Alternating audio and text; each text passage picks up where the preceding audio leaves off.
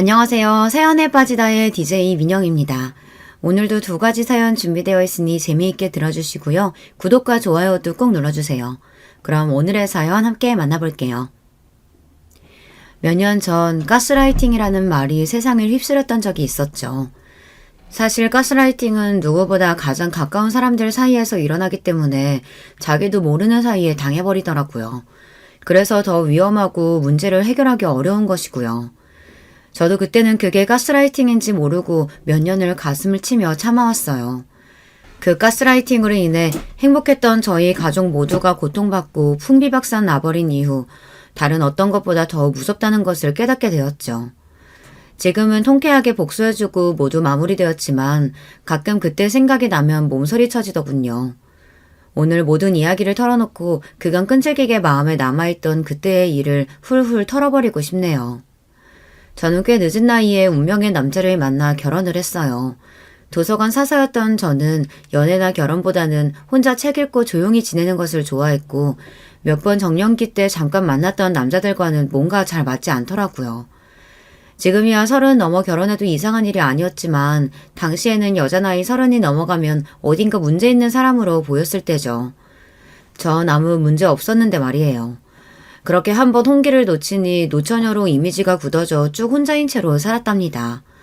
40이 넘은 어느 날 도서관에 조금 지저분한 옷을 입은 남자가 책을 잔뜩 빌려서 가더라고요.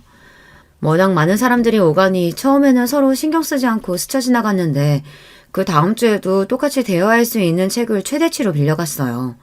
그러고서 매주 일요일에 한 번씩 꼭 책을 잔뜩 빌려다가 연체 한 번 안 하고 꼭 그 다음 주에 그대로 가지고 와서 반납하는 거예요. 남자의 옷은 늘 누가 봐도 작업복에 흙먼지가 잔뜩 묻어있고 손도 굉장히 거칠었어요. 옷에서는 지울 수 없는 땀 냄새가 배어 있었고요. 정체가 뭘까? 나이도 꽤 있어 보이는 사람인데 매주 저 책들을 다 보고 반납하는 건가? 저는 몇 번 물어보고 싶다가 괜한 오지랖 같아서 말았었는데요. 결국 도저히 참지 못하고 물어봤어요. 혹시 이 책들을 다 읽으시는 건가요? 굉장히 빨리 읽으시네요. 그러자 그 남자는 얼굴을 붉히며 대답하더군요. 다 읽지는 못했습니다. 별로 재미가 없어서요. 예상치 못한 대답이어서 저도 당황했어요. 그래서 저도 모르게 그럼 무엇 때문에 매주 책을 이렇게 많이 하고 내뱉었다가 실례 같아서 말을 삼켰죠.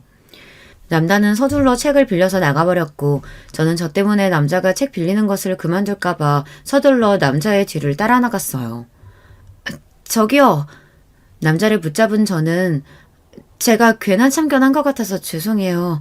매주 책 많이 보시는 거 정말 대단하세요. 앞으로도 매주 꼭 오세요. 저는 저 때문에 혹시나 부담스러워서 도서관에 오지 않으실까봐 한 말이었는데 남자 쪽에서는 의미를 조금 오해한 것 같았어요. 들고 있던 책들을 우르르 떨어뜨리고 허둥지둥 책을 다시 드는데 귀까지 새빨개져 있더라고요. 그 사람이 바로 제 남편이 될 운명의 남자였습니다. 당시 저는 연애 쪽으로 준하고 눈치도 없었어서 남편이 어떤 오해를 한 건지 모르고 다음 주 내내 그가 저 때문에 안 오는 건 아닌지 신경 쓰고 있었어요. 그래서 딱 일주일 후 남편이 도서관에 나타나자 반갑고 안도가 되더군요. 남편은 책을 반납하더니 굉장히 부끄러워하면서 저 실례가 안 된다면 밖에서 잠깐 말씀 좀 했어요. 남편은 저에게 자판기 커피를 한 잔 사주면서 또 굉장히 수줍어하면서 더듬더듬 말을 이었습니다. 사실 제가 책을 읽고 싶은데 무슨 책을 읽어야 하는지 몰라서 닥치는 대로 골라 읽어봤어요. 근데 무슨 내용인지도 잘 모르거나 억지로 다 읽어도 별로 재미가 없었던 적이 많습니다. 사서님은 책 많이 보시죠? 혹시 실례가 안 된다면 재미있는 책을 추천해 주시겠어요? 남편은 타일공이었어요. 화장실 같은 곳에 전문적으로 타일을 붙이는 일을 사람이에요. 자기가 평생을 일만 하고 공부는 아예 담쌓고 살았었는데 이제라도 지식을 좀 쌓고 똑똑해지고 싶어서 책이라도 많이 읽자 하며 무작정 도서관에서 책을 빌렸대요. 근데 한 줄 읽기가 어렵더래요. 그럴 수밖에요. 완전 전문적인 수준의 책들만 빌려갔으니까요. 저도 책을 그렇게 많이 읽는 건 아니었지만 그래도 남편의 마음이 기특해서 조금이라도 도움이 되어주고 싶은 마음에 몇 권을 추천해 주었습니다. 신간소설 하나와 명작소설 하나, 타일에 대한 책 하나, 시집 하나 이런 식으로요. 한 주 후에 남편이 또 얼굴을 붉히며 와서는 이 책은 재미있었다, 이 책은 조금 어려웠다 하면서 이해가 안 가는 부분에 대해 물어보더라고요. 저는 또 열심히 가르쳐 주었죠. 애인의 감정이라기보다는 도서관 사서로서 늦은 나이에 독서에 눈뜬 독자에게 책에 대한 애정을 가르쳐주고 싶었거든요. 그렇게 몇 주 정도 저는 독서 선생님, 남편은 늦깎이 학생으로 만나 책에 대한 이야기를 나누곤 했어요. 주로 도서관 휴게실이나 복도, 도서관 밖 벤치 같은 곳에서요. 그런데 어떤 아주머니가 지나가다가 남편을 보면서 눈을 찌푸리며 아유 냄새, 이런 데 올 거면 좀 씻고 오지 하고 핀잔을 주면서 가더라고요. 저는 발끈해서 벌떡 일어나 저기요, 여기는 대한민국 사람이면 누구나 다 와서 책 볼 수 있는 도서관이에요. 도서관에 오면서 책만 편하게 읽을 수 있으면 됐지 복장 교정 있는 거 아니거든요? 하고 따졌어요. 아주머니는 제가 큰 소리를 내자 아니 내가 뭘 하면서 가버렸죠. 남편은 제게서 조금 떨어져서 자기 옷 냄새를 맡아보더라고요. 저한테서 냄새가 나나요? 하고 물었고 저는 신경 쓰지 말라고 했지만 남편은 굉장히 신경이 쓰였는지 급히 가버렸어요. 그리고 그 다음 주에 어김없이 찾아왔을 때 남편은 처음으로 새 옷을 굉장히 깔끔하게 차려입고 머리도 단정하게 나왔더라고요. 왜 드라마 같은 데서 갑자기 첫눈에 반하면 그 사람에게서 빛이 나는 효과 같은 것을 주잖아요. 저도 그걸 직접 체험해봤어요. 우리 남편 그렇게 꾸며놓으니 웬만한 TV 속 남자 배우 못지 않더라고요. 나이는 좀 있긴 했지만 얼굴도 준수하고 몸을 쓰는 일을 해서 그런지 어깨가 떡 벌어져서 키도 크고 냄새에 특별히 신경을 썼는지 향수 냄새도 나더라고요. 그 전부터 남편에게 호감이 없었던 건 아니지만 그날 이후로 저는 바로 남편에게 빠져버렸죠. 나이를 많이 먹어도 순수하게 사랑하는 마음이 생기는 것은 20살이나 다르지 않더라고요. 남편은 처음 제가 자기에게 말을 걸었을 때 자기를 쫓아나와서 매주 꼭 도서관에 오라고 한 소리가 일종의 호감 표시라고 착각했었대요. 그래서 정말 매주 가기 위해 일하는 틈틈이 계속 제가 추천해준 책을 읽었다고 하네요. 책에 대해 물어봤을 때 자연스레 대화할 수 있도록 몇 번이고 반복해서 읽었다고 해요. 그 정도로 노력했는데 제가 당연히 사랑에 빠지게 되었겠죠. 누가 먼저랄 것도 없이 저희는 자연스럽게 손을 사귀는 사이가 되었고 꽤 깊은 관계가 되었어요. 남편은 사귄 지 몇 달이 지나자 더 지나기 전에 먼저 이야기를 해야겠다면서 조심스럽게 말을 꺼냈죠. 사실 저는 몇 년 전에 이혼했습니다. 그리고 애가 지금 4살이에요. 남편이 나이가 좀 있다 보니 초혼이 아니지 않을까 짐작은 했었지만 당시에는 이혼이 흔치 않았던 시대였던 데다 4살이나 먹은 아이까지 있다니 충격이 크긴 했어요. 책을 읽기 시작한 것도 아이가 커가면서 아이를 가르치려면 좀 더 똑똑해야겠다는 생각이 들어 그랬다고 하더라고요. 저는 연애 경험조차 많지 않은 사람인데 만약 결혼까지 가게 된다면 갑자기 4살 먹은 아이가 생기게 되는 상황이었죠. 남편은 떨리는 목소리로 말했어요. 감정이 더 깊어지기 전에 말을 해야 한다고 생각했어요. 저도 아이 때문에 더 이상의 연애와 결혼은 없을 거라고 생각했었는데 머리와는 다르게 좋아하는 마음이 너무 커져버려서 저는 결코 헤어지고 싶은 마음은 없지만 어떤 결정을 내리시든 따르겠습니다. 당연하게도 오래 고민했어요. 저뿐만 아니라 생판 모르는 어린아이의 인생도 달려있는 제가 감당하기에는 버거운 무게의 고민이었으니까요. 하지만 저도 막상 남편과 헤어진다고 생각하니 차마 헤어지다는 말이 입에서 떨어지지가 않더라고요. 저도 이미 남편을 많이 사랑하고 있었나 봐요. 그래서 저는 고민 끝에 일단 아이를 먼저 만나보겠다 하고 남편에게 말했어요. 저는 괜히 아이에게 정 붙을까봐 남편이 아이를 데리고 오면 먼저 먼발치해서 보겠다고 했죠. 그리고 감당이 안 될 것 같으면 그대로 돌아가겠다고 했어요. 아이는 지금 남편의 어머니가 키우고 있다고 해서 어머니가 아이를 데리고 오면 남편에게 인계되는 그 잠깐 보기로 했어요. 두근거리는 마음으로 아이가 오기를 기다렸죠. 긴장도 되고 한편으로는 4살짜리 아이라면 얼마나 예쁠까 하는 마음도 있었어요. 그러다 남편이 저편으로 손을 흔드는 쪽을 바라보자 아주 작고 귀여운 남자아이가 남편에게 웃으며 뛰어오더라고요. 그 웃음은 마치 천사가 웃는 것처럼 티 하나 없이 순수하고 예뻤어요. 아이는 아빠 품에 덥석 안겨서 강아지처럼 깽깽거리더라고요. 한참 엄마 아빠 손탈 나이였는데 얼마나 아빠가 보고 싶었을까요? 남편은 어머니를 보내고서 슬쩍 저를 보았고 저는 웃으며 고개를 끄덕했어요. 그렇게 저희 셋이 처음 만났죠. 남편은 일단 저를 자기 친구라고 소개했어요. 아이는 자기 아빠가 저를 처음 봤을 때처럼 부끄러워하며 아빠 품에 고개를 푹 묻더라고요. 하지만 곧 제가 아이에게 미리 준비해온 사탕을 쥐어주자 아이는 금방 경계를 풀고 저를 호기심 어린 눈으로 계속 쳐다보았어요. 까맣고 반짝이는 구슬 같은 눈동자를 보며 저는 이 아이에게 필요한 엄마가 되는 것도 제 인생에서 꽤나 가치 있는 일이 되겠다는 생각을 했어요. 아이는 엄마에 대한 기억이 전혀 없었고 어린이집에 다니면서 벌써 엄마 아빠에 대한 개념이 생기기 시작할 나이였어요. 전 어차피 남편과 헤어지지 못하고 아이를 키워야 한다면 하루라도 빨리 아이의 엄마가 되어지는 것이 낫겠다고 판단했고 남편과 저는 아이를 위해 조금 서둘러서 결혼을 했어요. 남편은 재혼이고 저는 그 당시 기준으로 나이가 많았기 때문에 결혼식은 아주 조촐하게 올렸습니다. 나름의 우여곡절이 있었지만 모든 과정을 끝낸 후 남편과 저 그리고 아이 이렇게 셋이 가족이란 이름으로 함께 살게 되었어요. 아이는 어려서인지 어렵지 않게 저를 엄마라고 불렀고 금방 여느 아이들처럼 엄마에게 어리광 피우고 떼도 쓰고 야단 맞기도 하는 평범한 아이가 되었습니다. 그렇게 저는 아이의 공식적인 엄마가 되었답니다. 제 배에 아파서 아이를 낳은 건 아니었지만 아들을 키우면서 저는 없던 모성애가 생기는 것을 느꼈어요. 아들을 지켜주고 싶었고 더 좋은 것을 먹이고 더 좋은 것을 입히고 싶었어요. 그렇다고 무작정 애정만 주는 것이 아니라 엄할 때는 엄하게 했죠. 무엇보다 더 바른 사람으로 키우고 싶어서요. 아들은 자기 아빠를 닮아서 순하고 착한 성격이었어요. 하지만 부끄러움이 많고 내성적이어서 자기 의견을 제대로 말하지 못하는 경우가 종종 있었죠. 특히 커갈수록 남자아이들 사이에서 치이는 일이 많아져서 아무래도 속상한 일이 생길 수밖에 없었어요. 체구도 큰 편이 아니라서 상대적으로 드센 아이들이 자꾸 건드리는 것 같더라고요. 아들이 맞고 들어오기라도 하는 날엔 제가 더 화가 나서 학교까지 쫓아간 적도 있었고요. 아들에게 더 강해져야 된다며 태권도 학원에 데리고 가기도 했어요. 하지만 천성은 잘 고쳐지지 않더라고요. 아들은 큰 사고 없이 무럭무럭 자라 중학생이 되었어요. 키도 껑충 커서 저보다 커지더라고요. 사춘기가 오자 안 그래도 말 수 없던 아이가 더 말을 안 하고 입을 닫기도 했지만 엄마 갖다 준다고 네일클로버를 찾아다 주는 등 착한 마음은 여전히 그대로였어요. 그러다가 저희 집에 큰 사건이 일어나게 되었어요. 남편의 전처, 아들의 친엄마가 갑자기 나타난 거였죠.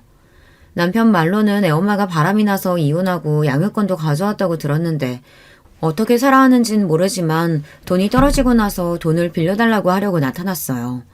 아주 못되게도 아이를 빌미로 삼으려고 아이 앞에 먼저 나타났죠. 당연히 남편이 무섭게 화를 내며 쫓아냈고 그 여자는 돈도 빌리지 못하고 도망치듯 쫓겨났어요. 이후 저를 친엄마로 알고 살았던 아들은 큰 충격을 받은 것 같았어요. 저는 내가 친엄마는 아니지만 정말 내 자식보다도 내 자식으로 생각하며 키웠다고, 넌 누가 뭐래도 내 자식이라고 제 진심을 다해 말했죠. 하지만 사춘기 때문인지 충격이 커서인지 아들은 저는 기억도 하지 못하는 서운했던 일들을 하나하나 조목조목 따져가며 아줌마가 제 친엄마가 아니라서 그랬던 거죠 하고 화를 냈어요. 그 서운했던 일들이라고는 성적이 떨어져서 공부를 좀 더 열심히 하라고 혼냈던 거라던가 어른들에게 예절을 안 지키면 꾸중을 했던 거라던가 그런 사소한 일들이었어요. 여느 부모들은 다 아는 훈육이었는데 말이에요. 제가 잘해주고 사랑을 쏟았던 것들은 기억도 못하고 말이죠. 저도 사람인지라 별별 생각이 다 들더라고요. 너무나 서운하고 검은 머리 짐승은 거두는 게 아니라는 옛말이 정말 맞는 건가 싶고 나중에야 자기가 그때 잘못했다고 싹싹 빌긴 했지만 그때 받은 상처는 정말 저도 지워지지 않더군요. 더 큰 문제는 아들이 그 당시 학교에서 괴롭힘을 당하고 있었던 거예요. 친엄마와 만난 이후 아이가 무단으로 학교를 결석해서 학교에서 전화가 왔는데 같은 반 아이들이 담임선생님에게 아들이 괴롭힘을 당해서 안 나왔을 수도 있다고 했다나 봐요. 같은 반 나쁜 녀석들이 아들을 때리고 돈을 빼앗고 악랄하게 괴롭히고 있었는데 저와 남편은 아이가 아무 말도 안 해서 별 문제 없이 다니는 줄 알았죠. 얼마나 속이 썩어 문드러졌을까요. 그러던 와중에 제가 친엄마가 아니란 사실을 알게 되어서 아이는 제 상상 이상으로 혼란스러웠던 것이었죠. 아들은 그렇게 무단으로 결석한 후 집에 돌아오지 않았어요. 그렇게 하루, 이틀, 사흘, 시간이 흐르면서 저와 남편은 피가 마르는 기분으로 사방팔방으로 찾으러 다녔어요. 그러다 나흘째 되는 날 경찰서에서 연락이 왔는데 아들이 편의점에서 물건을 훔치다 걸려서 경찰서에 잡혀왔다는 거예요. 정신없이 경찰서로 뛰어가 보니 초췌한 몰골에 아들이 앉아있더라고요. 잠은 공원 벤치에서 자고 아무것도 못 먹고 물만 마시다 너무 배고파서 우유 하나 훔치려다가 그나마도 걸렸다고 하더라고요. 저는 다른 무엇보다 아들이 무사히 돌아왔다는 안도감과 그간의 마음고생이 겹쳐 경찰서의 바닥에 주저앉아 정신을 놓고 통곡하며 울었어요. 나름 곱게 키웠는데 겨우 4일 만에 애가 반쪽이 되어서 왔더라고요. 아들도 그동안 힘들었는지 절 보자마자 훌쩍훌쩍 울더군요. 남편이 그런 저와 아들을 말없이 데리고 집에 돌아왔어요. 아들은 가출 후에 집에 오자마자 자기 방에서 두문분출했어요. 저와 남편은 아들이 나오기를 조용히 기다려주었죠. 그렇게 한 몇 달이 지났을까 영원할 것 같은 기다림에 지쳐갈 때쯤이었어요. 제가 피곤해서 잠시 소파에서 잠들었는데 조용히 방문이 열리더니 아들이 나오더군요. 아마도 제가 조용해서 없는 줄 알았나 봐요. 아들은 잠시 고민하다가 저에게로 다가오더니 소파에 있는 담요를 제게 덮어주었어요. 저는 도저히 눈물을 참을 수가 없어서 소리 죽여 눈물을 흘렸고 그런 아들은 저를 보며 아기처럼 울더라고요. 엄마, 엄마 하면서요. 그 엄마 소리에 또 저는 내 새끼 하며 울었고요. 그렇게 저희 둘은 부둥켜 안고 해가 질 때까지 실컷 울었어요. 남편이 와서야 겨우 그칠 수 있었죠. 그날 저는 아들에게 말했어요. 내 배 아파서 낳지 않았지만 내 자식이 아니라고 생각한 적 단 한 번도 없다. 하늘에 맹세코 한 점 부끄러움 없이 널 키웠어. 널 위해서라면 기꺼이 목숨도 내놓을 수 있어. 그런 말 있지. 배 아파서 낳은 게 아니라 가슴으로 낳았다고. 누가 뭐래도 난 영원히 네 편이고 난 영원히 네 엄마야. 아들은 퉁퉁 부은 눈으로 훌쩍거리며 네 엄마 감사해요 하고 대답했어요. 그것으로 우리 관계는 다시 원래의 모자 관계로 돌아왔어요. 저는 이럴 땐 아들을 다시 찾은 기분이었답니다. 아들은 학교 폭력으로 인해 상처가 커서 학교에 다니기를 거부했어요. 그래서 집에서 홈스쿨링을 하며 검정고시를 준비했죠. 그렇다고 집에서만 있는 것이 아니라 여러 봉사활동도 많이 다니고 동호회 활동 같은 것도 꾸준히 하며 지냈어요. 학교 다닐 때보다 오히려 더 밝아졌고 저와의 관계도 예전보다 더 좋아졌어요. 그 무렵 남편도 사업을 확장해서 꽤 많은 돈을 벌 수 있었어요.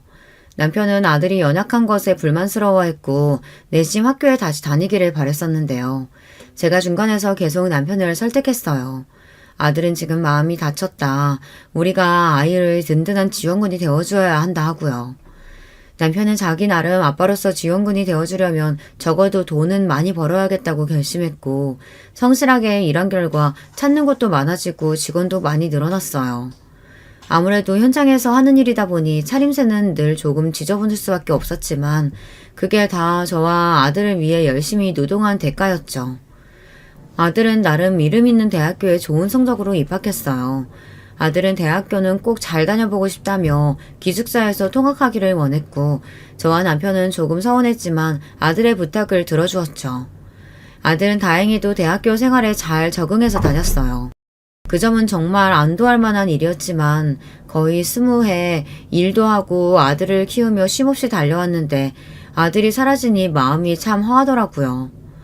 빈 둥지 증후군이라고 하던가요. 저도 그런 심정이었어요. 그렇다고 아들이 저에게 소홀히 한 건 아니었어요. 매일 한 번씩 안부 전화도 하고 일주일에 한 번은 꼭 집에 와서 자고 가고 여전히 저에게 준다며 네이클로버를 따가지고 오기도 했답니다.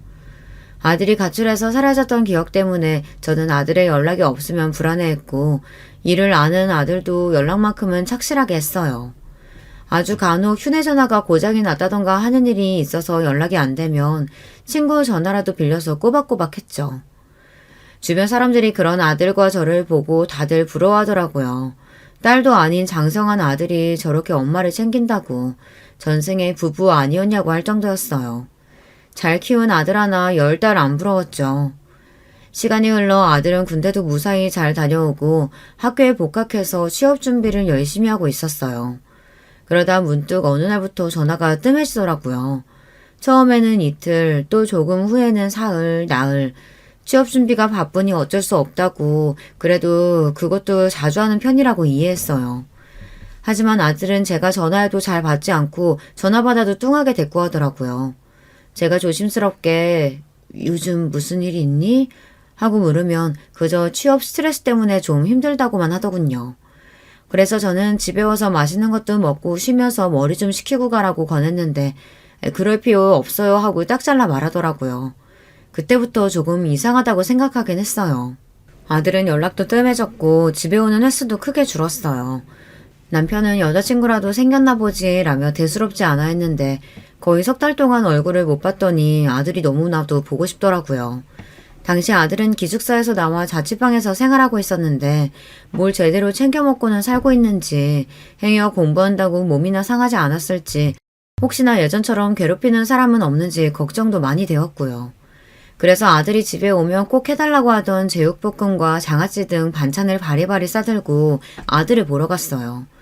내내 연락이 안 돼서 하는 수 없이 연락도 못하고 갔죠.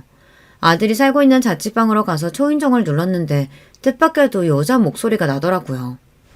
누구세요? 하고요.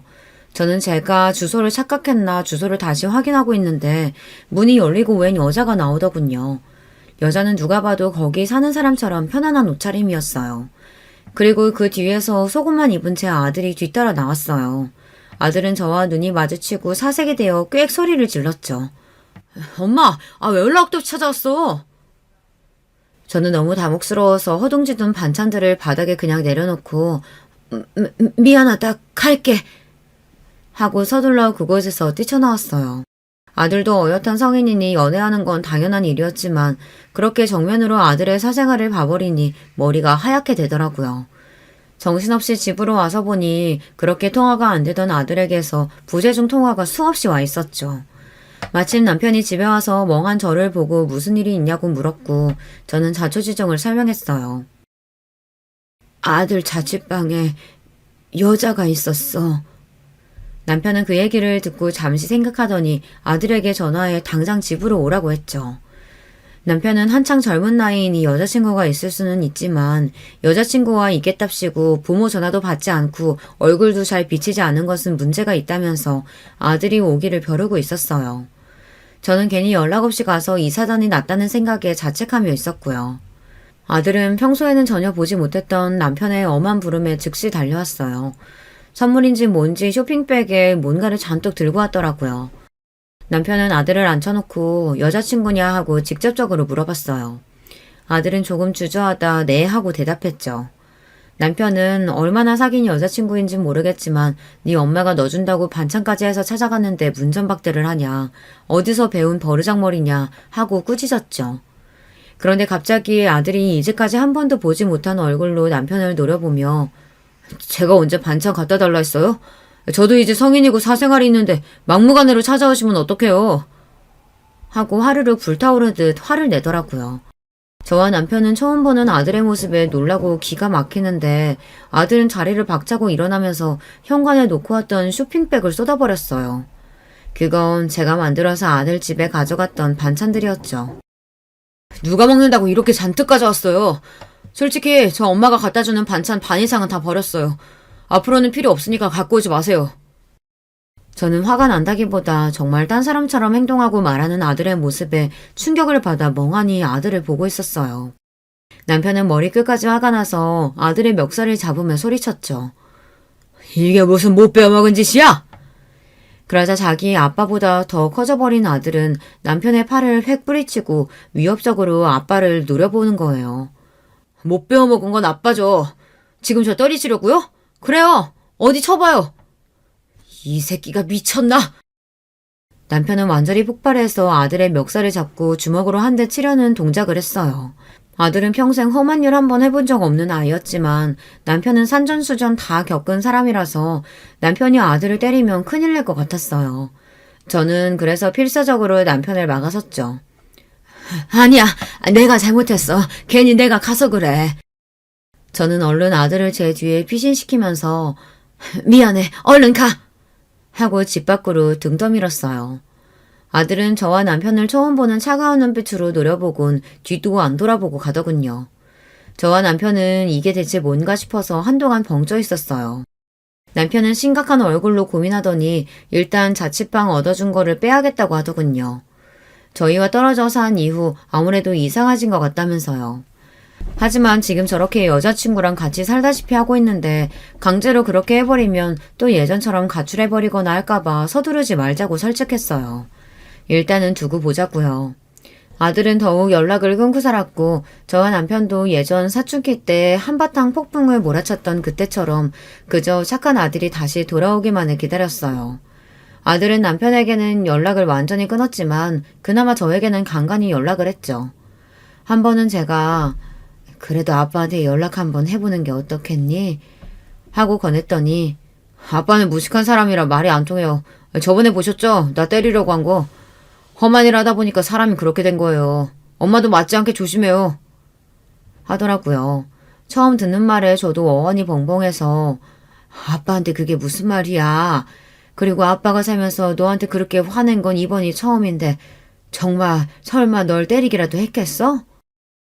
하고 반박했더니 벌컥 화를 내며 지금 아빠 편을 드는 거냐며 엄마도 한통속이라고 그렇게 끊어버리더라고요.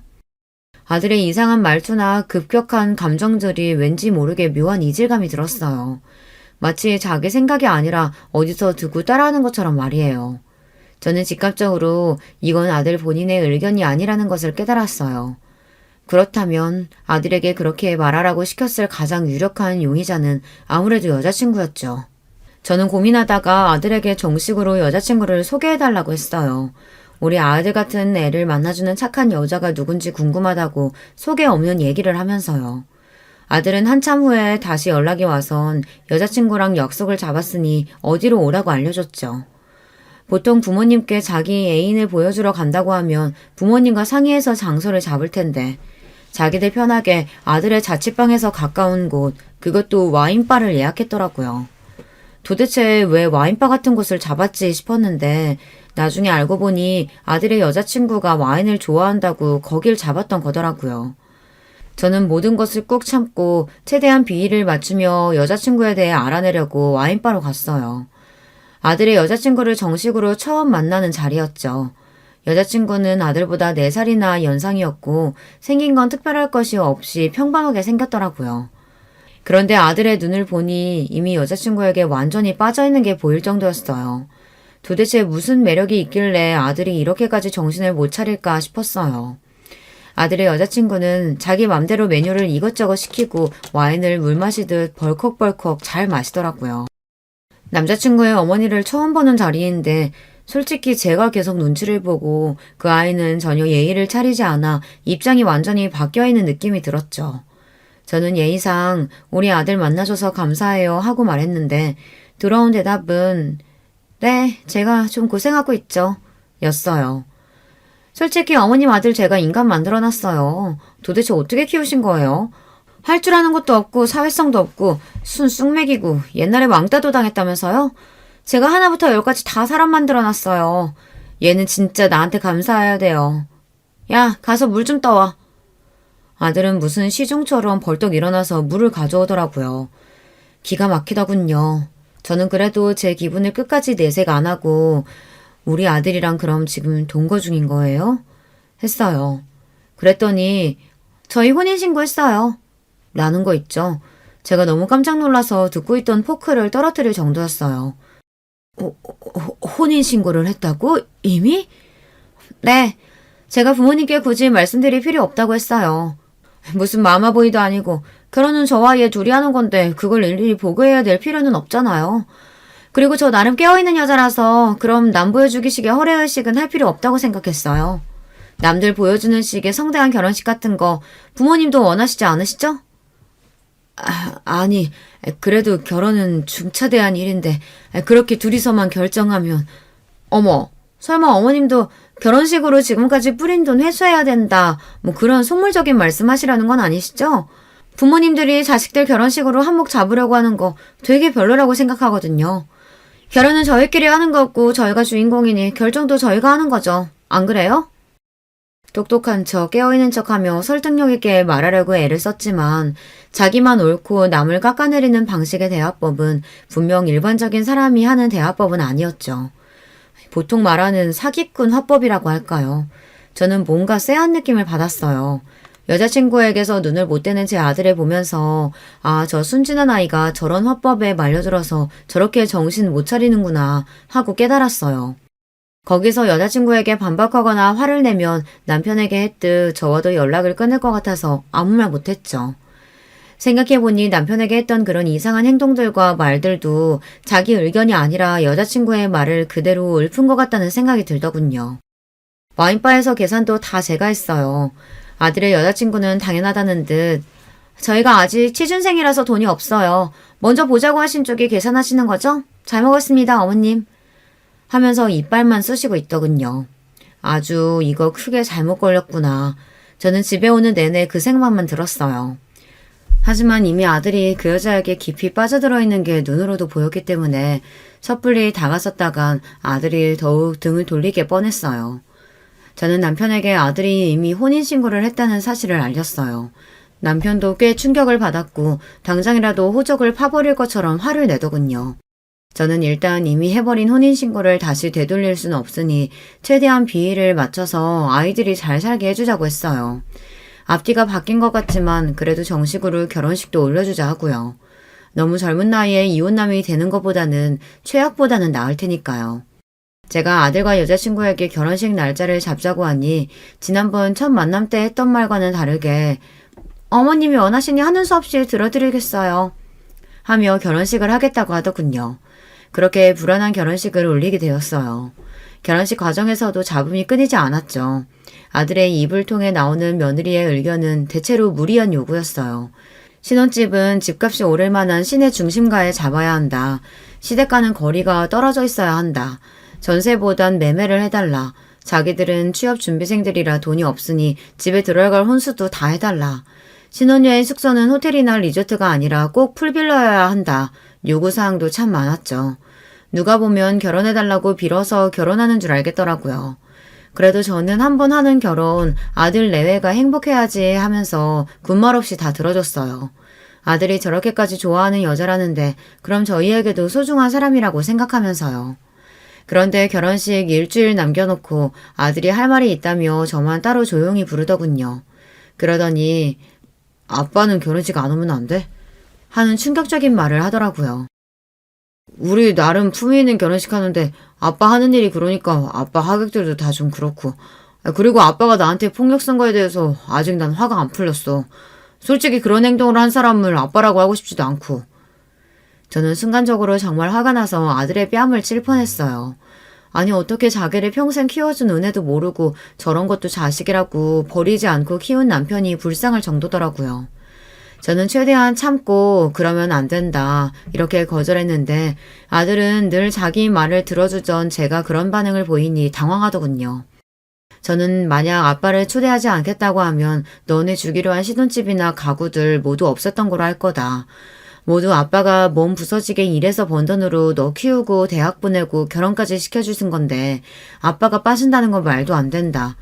그렇게 그 부분에 대해서는 양보 없이 잘라 말했어요. 아들은 의외에 제 강경한 대답에 더 대꾸하지 못하고 물러났지만 그때만큼 아들에게 실망스러운 적이 없더라고요.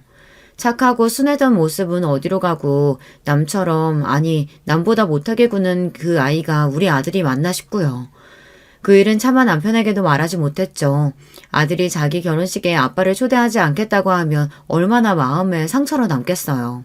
어찌되었건 아들의 결혼식은 며느리의 요구사항에 따라 아주 성대하게 치러졌어요. 저와 남편 속만 썩어 들어갔지만 그래도 자식이 이기는 부모 없다고 막상 아들과 며느리가 행복해하는 모습을 보니 그걸로 됐다 싶기도 하더군요. 결혼식이 끝나고 아이들은 신혼집으로 들어갔고 두 사람은 취업을 준비한다면서 계속 백수 상태로 지냈어요. 아들은 이전보다 더욱 연락이 뜸해졌고 얼굴 한번 볼 수가 없었죠. 다달이 생활비로 꽤 많은 돈을 부져줬는데 취업 준비를 하고 있기는 한 건지도 알 수 없었고요. 몇 번 연락을 해볼까 하다가 며느리가 싫어할 게 뻔히 보이니 못하겠더군요. 주변에서도 요새 며느리들은 우리 때와 다르다. 딸 같은 며느리 바라지 말고 남이라고 생각해라. 이제 아들이 아니라 며느리 남편이다 생각해야 맘 편하다. 그런 이야기들을 하니 또 요새 애들은 그런가 싶기도 해서 더욱 마음을 다잡았어요. 스스로 나쁜 시댁이 되지 말아야지 자책하면서요. 그래도 자식에게 향하는 마음이 어디 마음대로 되나요? 아들이 보고 싶은 나머지 몇 번 아들네외 집 근처에서 서성거린 적도 있었어요. 이게 무슨 이상가족도 아니고 죄진 것도 아니고 속으로 한탄하면서요. 그러다 아들 내외의 모습을 보고 얼른 숨었죠. 아들 내외는 맞더라도 가는지 편한 옷차림이었는데 며느리가 아들의 머리를 툭툭 치면서 때릴 것처럼 손을 확 올리더라고요. 아들이 움찔하면서 막으려는 포즈가 꽤 종종 맞은 것 같은 느낌이었어요. 저는 순간 욱해서 나서려다가 예전에 말 안 하고 아들을 찾아갔을 때의 악몽이 떠올라 멈췄어요. 아들이 제가 만든 반찬들을 들고 와 집어 던졌던 그 기억이요. 또 그런 일이 있을까봐 이름이라도 부르고 싶은 마음을 꾹꾹 참고 발길을 돌렸답니다. 분명 정상적이고 평등한 관계는 아닌데 이미 며느리에게 완전히 잡혀 사는 아들이기에 섣불리 제가 나섰다가는 역효과만 날 게 뻔했으니까요. 물 없이 고구마를 꾸역꾸역 먹는 것 같은 나날이었어요. 아들이 결혼하고 1년 정도 거의 연락두절 상태로 지내던 중 남편이 갑자기 쓰러지는 일이 생겼어요. 간 수치가 정상 수치의 10배는 넘게 나오더라고요. 의사가 위험했다고 할 정도였어요. 너무 무리하게 밤낮 없이 일한 게 원인이었죠. 다행히 간 수치는 금방 정상으로 들어왔지만 남편이 나이도 있고 하니 앞으로는 너무 무리하게 일하지 않고 조금 즐기면서 살기로 했어요. 저도 환갑은 훌쩍 넘은 나이였고 남편은 벌써 칠순을 바라보는 나이였으니까요. 남편은 건강하던 자신이 쓰러지자 자기도 늙었다는 것을 체감한 건지 웬일인지 아들이 보고 싶다고 하면서 연락 온 건 없냐고 물어보더라고요. 아빠가 쓰러지셨으니 그 정도 연락은 부모로서 할 수 있는 거잖아요. 그래서 저는 결혼한 이후 처음으로 아들에게 먼저 연락을 했어요. 그것도 조심스럽게 문자 메시지를 보냈죠. 아들, 잘 지내지? 아빠가 과로로 간 수치가 너무 높아져서 쓰러지셨어. 아들이 보고 싶으시대. 엄마도 아들 얼굴 본 지 너무 오래돼서 보고 싶어. 연락 좀 줘. 아들은 몇 시간 후에야 전화가 왔어요. 아빠가 쓰러지셨다고? 심각한 상황이야? 저는 오랜만에 아들 목소리를 들으니 울컥했죠. 응, 다행히 괜찮아지셨어. 근데 아빠도 나이가 있고 하니까 조심해야지. 아들 볼 날도 얼마 남지 않았잖아. 우리 오랜만에 얼굴 좀 보고 얘기하자. 응? 그런데 정말 상상치도 못한 대답이 나왔어요. 설마 간 달라고 만나자는 거야? 저는 당황스러워서 뭐라고 대꾸했더니 그런 거 아니면 심각한 상황 아니라는 거지? 그럼 됐어. 끊을게. 하고 바로 끊어버리는 거예요. 끊기 일보 직전에 수화기 너머로 거봐! 내 말 맞지? 하는 소리가 들렸어요. 며느리 목소리였죠. 그때 깨달았어요. 이 모든 건 며느리의 농간이라는 것을. 지금까지 했던 아들의 이해할 수 없는 행동들, 말들, 그제야 모두 이해가 되더군요. 제 아들은 여자친구의 꼭두각시였던 거예요. 마침 그때 연예계에서 여자 배우가 남자 배우에게 가스라이팅을 해서 이슈가 된 시기였고 저는 제 아들도 그 남자 배우처럼 가스라이팅 당했다고 확신했어요. 말투며 행동이 너무 비슷하더라고요. 더 이상 참을 수 없었어요. 저는 아들에게 아버지와 함께 내일 집에 방문할 거다. 만약 내일 또 우릴 피한다면 앞으로 더 이상 지원은 끊겠다 하고 메시지를 보냈죠. 처음으로 곧장 며느리에게서 전화가 오더군요. 어머니, 지금 저희 협박하시는 거예요? 요즘 세상에 마음대로 며느리 집에 오고 그러시면 안 되는 거 모르세요? 하고 뻔뻔하게 말하는데 그 며느리 집이라는 말에서 저는 이 애가 어떤 생각을 갖고 있는지 알았어요. 그래서 그럼 내일부터 무일푼으로 살던가 알아서 해라 하고 먼저 전화를 끊어버렸어요. 선전포고를 한 거죠. 저와 남편은 다음날 약속한 시간에 아들 내외 집으로 향했어요. 돈이 권력이라고 아들 내외는 불만스러운 얼굴이긴 했지만 문을 열고 저희를 맞이하더군요. 저와 남편, 아들과 며느리는 서로 마주보고 앉았어요. 며느리는 그동안 살도 많이 쪘는데 아들은 피골이 상접했고 뭔가 어두운 얼굴이었어요. 불안한 눈동자는 계속 흔들리며 며느리의 눈치를 보는 것 같았고요. 말 그대로 완전히 세뇌당한 모습이었어요. 너희에게 취업 준비하라고 생활비 준 게 1년은 훌쩍 넘었는데 그동안 취업 준비는 어떻게 했니? 제가 묻자 며느리가 대답했어요. 어머님, 요새 취업 힘든 거 아시잖아요. 자격증 공부하면서 여기저기 이력서 넣는데 잘 안 되네요. 너 말고 아들이 직접 대답해봐라. 어머니, 이 사람은 말도 잘 못해요. 면접에서 얼마나 많이 떨어졌는데요. 저는 며느리를 똑바로 보며 손가락으로 대문을 가리켰어요. 나가 있거라. 직접 물어볼 테니까. 며느리는 당황스러운 눈으로 저와 아들을 보다 민기적거리며 일어나 바깥으로 나갔어요. 며느리가 사라지자 아들은 주인 잃은 개처럼 눈에 띄게 안전부절 못하는 거예요. 대체 그동안 무슨 일이 있었길래 애가 이렇게 바보 천치가 되었는지 기가 막힐 일이었죠. 저는 아들의 손을 꼭 잡고 그동안 어떻게 지냈니 하고 물었어요. 아들은 흠칫 놀라며 의심스러운 눈으로 저를 보았죠. 아들은 제 손을 빼내며 제가 어떻게 지내든 관심도 없으시잖아요 하더군요. 세상에 가장 사랑하는 아들이 어떻게 지내는지 관심이 없는 엄마가 세상에 어디 있겠냐. 제가 이렇게 대묻자 아들은 아줌마는 제 엄마도 아니잖아요 하고 경계하는 눈으로 저를 쳐다보는 거예요. 남편이 벌떡 일어나며 화를 내려고 했지만 저는 남편을 꾹 누르며 앉혔어요. 그게 며느리가 원하는 반응이겠죠. 저는 떨리는 목소리를 애써 감추려 노력하면서 차분하게 대응했어요. 그래, 그게 사실이지. 그럼 이 세상에 널 제일 사랑하는 사람은 밖에 있는 네 와이프라고 생각하니? 제가 묻자 아들은 고개를 끄덕거렸어요. 저같이 소심하고 사회성도 없고 사람들도 다 싫어해서 왕따나 당했던 저를 제 와이프만 이해하고 품어줬어요. 아줌마랑 아빠도 저한테 관심 끊고 연락도 잘 안 했잖아요. 제가 싫으시죠? 남들처럼 학교 잘 다니고 취업도 잘하는 아들 아니라서 미우셨죠? 그래요. 저도 알아요. 제가 죽을 때까지 영원히 저를 사랑해주는 사람은 제 와이프뿐이라고요. 아들은 소리를 꽤 질렀어요. 그리고 한참 동안 아줌마는 아빠를 꼬드겨 자기와 아빠 사이를 갈라놓은 악마. 아빠는 그런 저에게 빠져서 자기에게 폭력을 휘두르고 연을 끊고 사는 사람이라고 그런 요지로 횡설수설 떠들어댔어요. 그래, 그렇게 너를 교육시켜놨구나. 아들과 며느리가 연애를 시작하고 결혼하기까지 그 긴 시간 동안 며느리는 저와 남편을 그런 이미지로 만들어 놓았어요. 저와 남편이 아이들을 배려한답시고 거리를 둔 것이 오히려 아들에게 확신을 주게끔 만들어 놓은 거였죠. 아들은 저와 남편을 억지로 끌고서 집 밖으로 내보냈어요. 남편은 충격을 받았는지 아들에게 실망한 건지 잠자코 밖으로 나갔어요. 저도 막상 저에게 발악하는 아들을 보니 준비했던 말들은 하나도 나오지 않고 끌려나가게 되었죠. 밖에 있던 며느리는 저와 남편을 보고 의기양양하게 웃더군요. 비아냥이 가득한 목소리로 조심히 들어가세요 라고 말하며 집으로, 아마도 본인의 집이라고 생각하는 그 집으로 들어갔어요. 문이 쾅 닫히고 남편은 저를 끌고 차로 갔어요. 오늘부로 저놈 내 아들 아니야. 남편은 배신감이 큰지 조금 울먹이며 말하더라고요.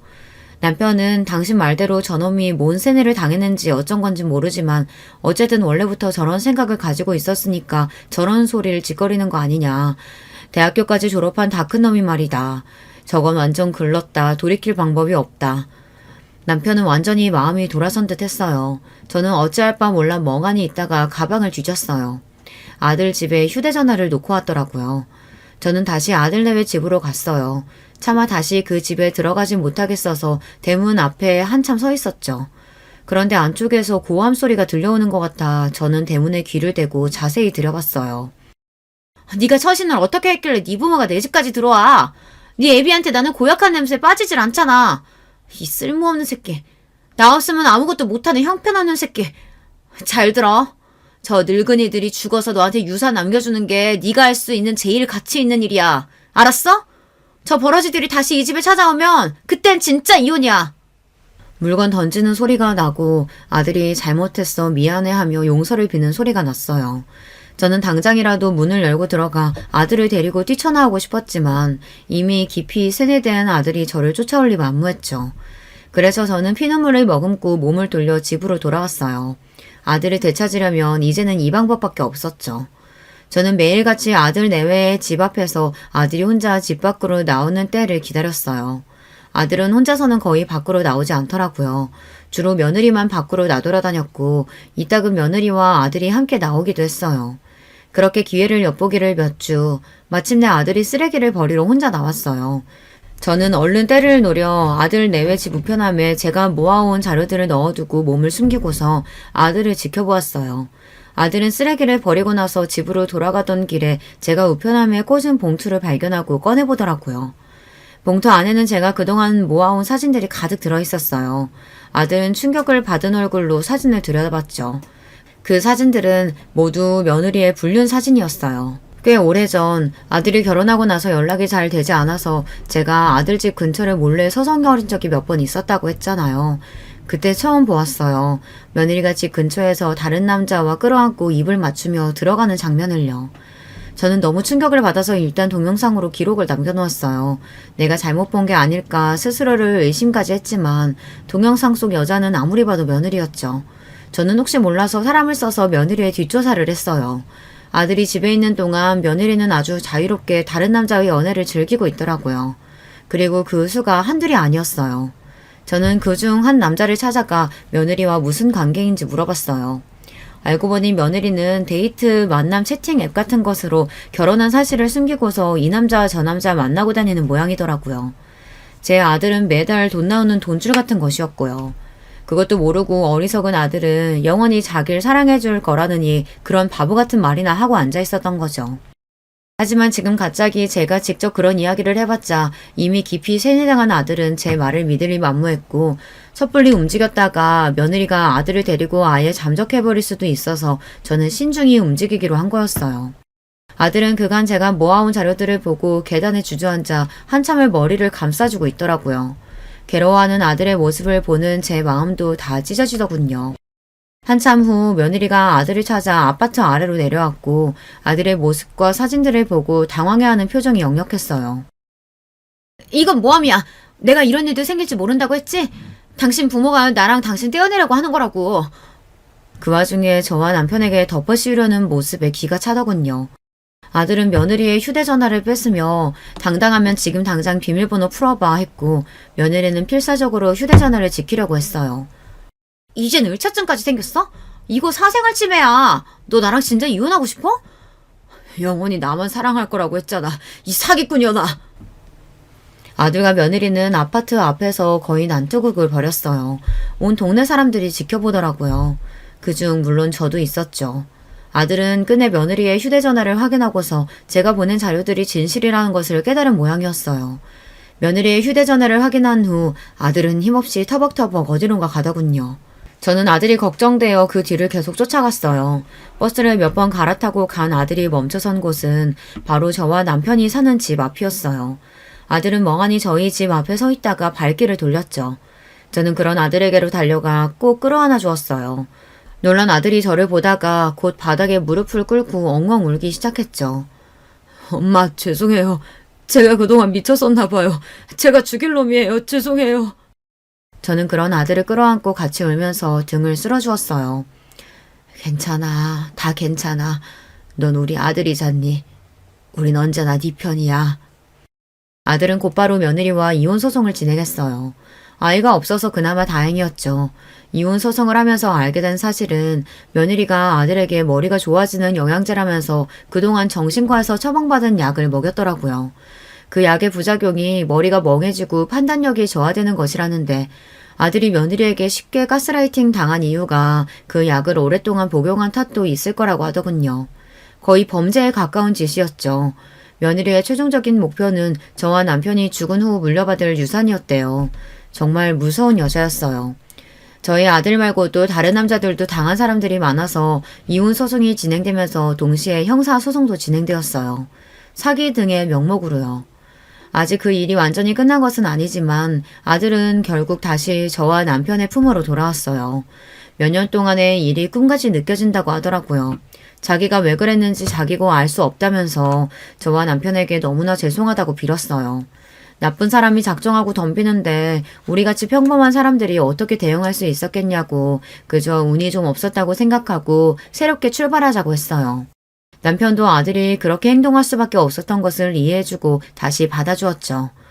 엊그저께는 아들과 남편과 다 같이 모여 모처럼 공원에 나가 산책을 했어요.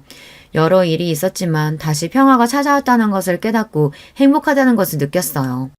아들은 어릴 때와 같이 네이클로바를 찾으려 애썼죠. 예전에는 잘 찾았는데 이젠 못 찾겠다며 실망하자 저는 아들에게 말해줬어요. 네가 내 네이클로버야, 내 아들. 안녕하세요. 저는 지방 사는 40대 후반 여자입니다. 오늘은 제가 겪은 기가 막힌 사연을 제보하려고 해요. 이번 일은 제 인생에서 가장 큰 사건이었습니다.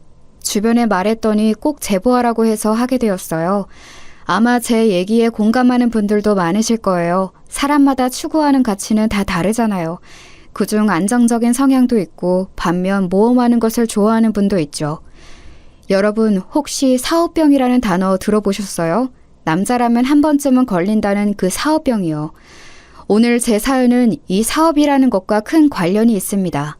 그럼 바로 시작할게요. 나 이번 달에 사직서 낼 거야. 저번에 말했던 그 사업 진짜 잘할 자신 있어. 여보, 당신은 나 믿지? 내 친구 진섭이 알지? 나랑 제일 친한 친구 걔 말이야. 걔가 나한테만 추천하는 거라고 은밀하게 정보를 줬어. 이거 그냥 넘기면 호구야, 호구. 뭐? 사업? 당신 그거 장난으로 한 말 아니었어? 내가 사업에 얼마나 예민한지 당신도 알잖아. 나는 당신이 그냥 꺼낸 얘기인 줄 알았어. 멀쩡하게 다니던 회사를 왜 그만두는 거야? 당신 승진 욕심도 있잖아. 승진? 다 필요 없어. 내가 회사 생활을 해보니까 이렇게 남 밑에서 일하는 것은 이제 더는 못하겠어. 나도 내 고유의 사업을 하고 싶어. 여보, 당신 나 믿지? 어? 나 반드시 성공할게. 나만 믿어. 여보, 그런데 우리가 지금 모아놓은 돈이 많은 것도 아니잖아. 지금 나는 임신한 상태라 곧 아이도 태어나잖아. 너무 모험인 거 아닐까? 차라리 우리 조금 시기를 미루는 건 어때? 아이 태어나면 들어갈 돈도 많아서 나는 걱정이야. 걱정하지 마. 돈? 그건 내가 사업하면 내가 받는 연봉이 이제 월급이 된다니까? 내가 진섭이한테 들으니까 무조건 성공할 수밖에 없는 사업이야. 그러니까 당신은 나만 믿으면 돼. 곧 태어날 아이를 위해서라도 사업은 해야 하는 거야. 나 혼자 벌어서는 우리 가족 못 먹여 살려. 내가 다 생각이 있어서 그래. 저는 남편의 말에 말 그대로 망연자실했습니다. 제가 남편하고 애초에 결혼했던 이유 자체가 남편이 성실하게 안정적인 회사에 다녀서였거든요. 왜 아직 시작하지도 않은 사업으로 제가 이렇게 걱정이 많은지 궁금하시죠? 그건 바로 우리 친정이 아버지가 갑자기 사업하면서 폭삭 망했던 기억이 있기 때문이에요. 때는 제가 중학교 1학년 때로 거슬러 가겠습니다. 내가 이럴 줄 알았어. 그래서 내가 그렇게 반대했던 거라고. 왜 그러게 멀쩡히 다니던 공무원을 그만둔 거야? 당신 제정신이야? 어? 아무리 그래도 보증을 서면 어떡해. 내가 진짜 스트레스 받아서 죽을 것 같아. 당신 때문에 내가 친정에 빌린 돈이 얼만지 알아? 아이고 머리야. 미안하다. 내가 진짜 미안하다는 말밖에 할 말이 없어. 여보, 시간을 되돌릴 수만 있다면 나 그렇게 하고 싶어. 나도 준철이가 나를 그렇게 배신할 줄은 전혀 몰랐어. 당신도 알잖아. 그놈하고 나 어릴 때부터 죽고 못 사는 사이였어. 가족도 외면하는 보증을 왜 믿었냐고. 당신 때문에 지금 당장 우리는 어떡해. 미선이랑 미진이는 어떡하냐고. 애들 당장 학교는 보낼 수 있어? 어? 또 이렇게 사채업자들이 찾아오면 어떡할래? 당장 어떻게 할 거냐고 인간아. 내가 미안해. 여보, 내가 미안해. 우리 엄마도 나 때문에 충격받아서 쓰러지셨어. 당분간 애들은 처가에 보내자. 장모님 볼 면목이 없다. 돌아가신 장인어른께도 너무 죄송해. 아빠는 공무원으로 재직하다 친구의 꼬임이 넘어가서 사업을 시작하셨어요. 그리고 그 사업은 어마어마한 빚을 남겼습니다. 심지어 아빠는 그 과정에서 아빠의 가장 친한 친구인 준철이 삼촌의 보증을 서주었습니다. 준철이 삼촌은 저도 잘 아는 삼촌이었어요. 아빠가 아주 어릴 때부터 붙어 다닌 사이고 형제보다 가까운 사이였죠. 그래서 우리 집에도 자주 놀러 왔었어요. 사업이 망하기 전에는 준철이 삼촌과 같이 여행도 갈 정도였습니다. 야, 미선아, 삼촌이 결혼을 못해서 우리 미선이랑 미진이를 딸처럼 여기는 거 알지? 만약 아버지랑 어머니가 미우면 삼촌 집으로 달려와. 우리 애들 예뻐하는 건 좋은데 너도 이제 슬슬 자리 잡아야지. 괜찮은 여자 구해서 결혼해. 뭘 결혼이냐. 나는 그냥 혼자가 편하다. 아이 보고 싶으면 이렇게 미선이랑 미진이 보면서 만족하면 돼. 우리 공주들 삼촌이 책임진다. 이렇게 사이가 좋았던 기억은 제가 중학생이 되면서 사라졌어요. 준철이 삼촌에게 배신당한 아빠는 보증 때문에 온 집안 돈을 날려먹었거든요. 심지어 우리 엄마가 급하게 외할머니에게 빌린 돈도 다 날렸습니다. 워낙 친척들에게 돈을 빌리고 다녀서 외삼촌과 외숙모와는 이때 인연도 끊기게 되었어요. 역시 돈 앞에서는 친구고 가족이고 뭐가 없더라고요. 엄마, 일단 그래서 너무 미안한데 우리 딸들을 부탁해. 나랑 남편은 사채업자 피해서 돈을 벌어야 해. 둘 다 공장에 들어가서 어떻게든 돈을 벌여야 할 것 같아. 엄마한테 너무 미안해. 미안해하지 마라. 살다 보면 이런 일도 있는 거야. 그러니까 안 좋은 생각은 하지 말고 마음 굳게 먹어. 정서방한테도 애들은 걱정하지 말라고 해. 하늘이 무너져도 솟아날 구멍은 있다고 했어. 인생이란 게 어떻게 좋은 일만 있겠어? 오빠도 세연이도 이제 내 연락은 받지도 않아. 물론 이해는 하지만 속상해. 우리 딸들한테도 너무 미안해. 미선아, 네가 그래도 언니니까 동생 똑바로 챙겨. 알겠지? 할머니 속상하게 하지 말고 말 잘 들어. 엄마랑 아빠가 돈 많이 벌어서 빨리 갚을게. 엄마, 나는 괜찮아. 그러니까 나랑 미진이는 걱정하지 마. 외할머니 안 힘들게 내가 노력할게. 우리 딸 너무 미안해. 엄마가 미안해. 그렇게 저는 외할머니 밑에서 중고등학교 시절을 보내게 되었어요. 외할머니는 성격이 굳세고 강한 분이셨어요. 저와 동생에게 절대 힘든 티를 내지 않으셨죠. 사채업자들이 어떻게 알고 외할머니의 집을 찾아왔던 적도 있거든요. 그럴 때도 외할머니는 당당하게 말하셨습니다. 사위가 당신들 돈을 떼어먹은 것은 나도 알아. 그런데 이 아이들이 무슨 죄가 있어? 연좌제야, 어? 내가 알기로 사위랑 내 딸이 공장에서 매달 돈을 보내준다던데 그걸 기다리면 되지 않나? 왜 여기까지 와서 행패야? 집안을 때려 부수던 사채업자들도 외할머니가 저렇게 나오니 나중에는 찾아오지 않았어요. 실제로 부모님은 버는 돈을 죄다 사채업자들에게 주고 있었습니다. 아예 월급을 받으면 사채업자들이 공장 앞에 서서 가져갔다고 하더라고요. 그런 생활이 3년이 지나고 제가 고등학생이 되었을 때였어요. 미선아, 이게 무슨 일이야? 외할머니가 왜 갑자기 쓰러지신 거야? 엄마 너무 놀라서 지금 신발도 못 신고 왔어. 원래 그렇게 정정하던 사람이. 너는 양심이 있어 없어? 네 남편이 사고 친 거 내 돈하고 엄마 돈 가져갔으면 엄마를 잘 돌봤어야지. 엄마가 암이라는 건 몰랐던 거야? 애들을 이렇게 맡기고 용돈은 주기는 했어? 진짜 그 거지 같은 남편하고는 언제 이혼할래? 오빠, 나도 미안해. 그런데 지금 상황이 어쩔 수가 없잖아. 엄마가 암이라는 사실은 전혀 몰랐어. 티를 내는 분이 아니잖아. 물론 나도 오빠한테 미안해. 미리 말하는데 우리는 돈 없어요. 이미 빌려준 돈만 해도 얼마예요? 못 갚는 건 알고 있는데 더 손 벌릴 생각은 하지도 말아요. 네, 죄송해요. 세연이한테도 제가 너무 죄송해요. 인생이 왜 이렇게 힘든 거야? 외할머니가 갑자기 쓰러져서 병원에 입원하셨습니다. 그 이유는 바로 암이었어요. 심지어 할머니는 말기여서 병원에서 손을 쓰기에는 이미 늦었다고 하더라고요. 아무래도 연세도 있고 치료를 해도 길어야 1년이라고 하셨죠. 엄마는 처음으로 공장에서 나와서 할머니를 붙잡고 울었습니다. 소식을 듣고 찾아온 외삼촌과 외숙모는 와서 돈 얘기를 꺼내셨어요. 이미 우리 집에 빌려준 돈이 많았던 터라 외숙모는 특히 쌀쌀맞았습니다. 외할머니의 병간호를 위해 어쩔 수 없이 엄마는 공장을 그만두고 같이 살며 식당에서 일하셨어요. 야, 너희 엄마 우리 식당에서 설거지 하더라? 너희 집 그렇게 가난해? 너희 아빠는 이혼한 거야? 왜 집에 없어? 우리 엄마가 그러던데 너희 가족 완전 콩가루 집안이라며? 조용히 해. 시끄럽다. 너는 공부 안 해? 우리 집에 콩가루라고 너한테 뭐 피해준 거 있어? 그리고 우리 엄마가 너희 식당에서 설거지하는 거 이미 알고 있어. 그러니까 굳이 말 안 해도 돼. 학교에 다닐 때는 우리 집을 둘러싸고 워낙 말이 많았어요. 도시가 아닌 시골에서 자라서 서로 집에 숟가락이 몇 개인지도 아는 사이였거든요. 하지만 저는 그런 말에 신경을 쓸 겨를이 없었습니다. 당장 우리 집이 살기 바빴거든요. 결국 외할머니는 제가 성인이 되기 전에 돌아가시게 되었습니다. 이때 장례식장에서 우리 엄마가 저한테 했던 말이 있어요. 이 말은 제가 절대 잊을 수가 없습니다. 미선아, 무슨 일이 있어도 사업하는 남자는 만나면 안 돼. 네가 너무 고생해. 엄마도 이런 인생을 살 줄은 전혀 몰랐어. 그러니까 제발 안정적인 사람 만나. 알겠지? 엄마는 우리 딸이 엄마 같은 인생을 산다고 생각하면 가슴이 너무 아파. 허공을 바라보며 엄마는 저에게 장례식장 내내 저 말을 재개하셨어요. 그때 엄마의 말이 제 머리에 강하게 각인되기도 했고 무엇보다 저도 자라면서 사실 아빠를 원망하기는 했습니다. 물론 아빠를 사랑하는 것은 맞았지만 아빠 때문에 겪지 않아도 되는 경험을 한 것은 맞잖아요.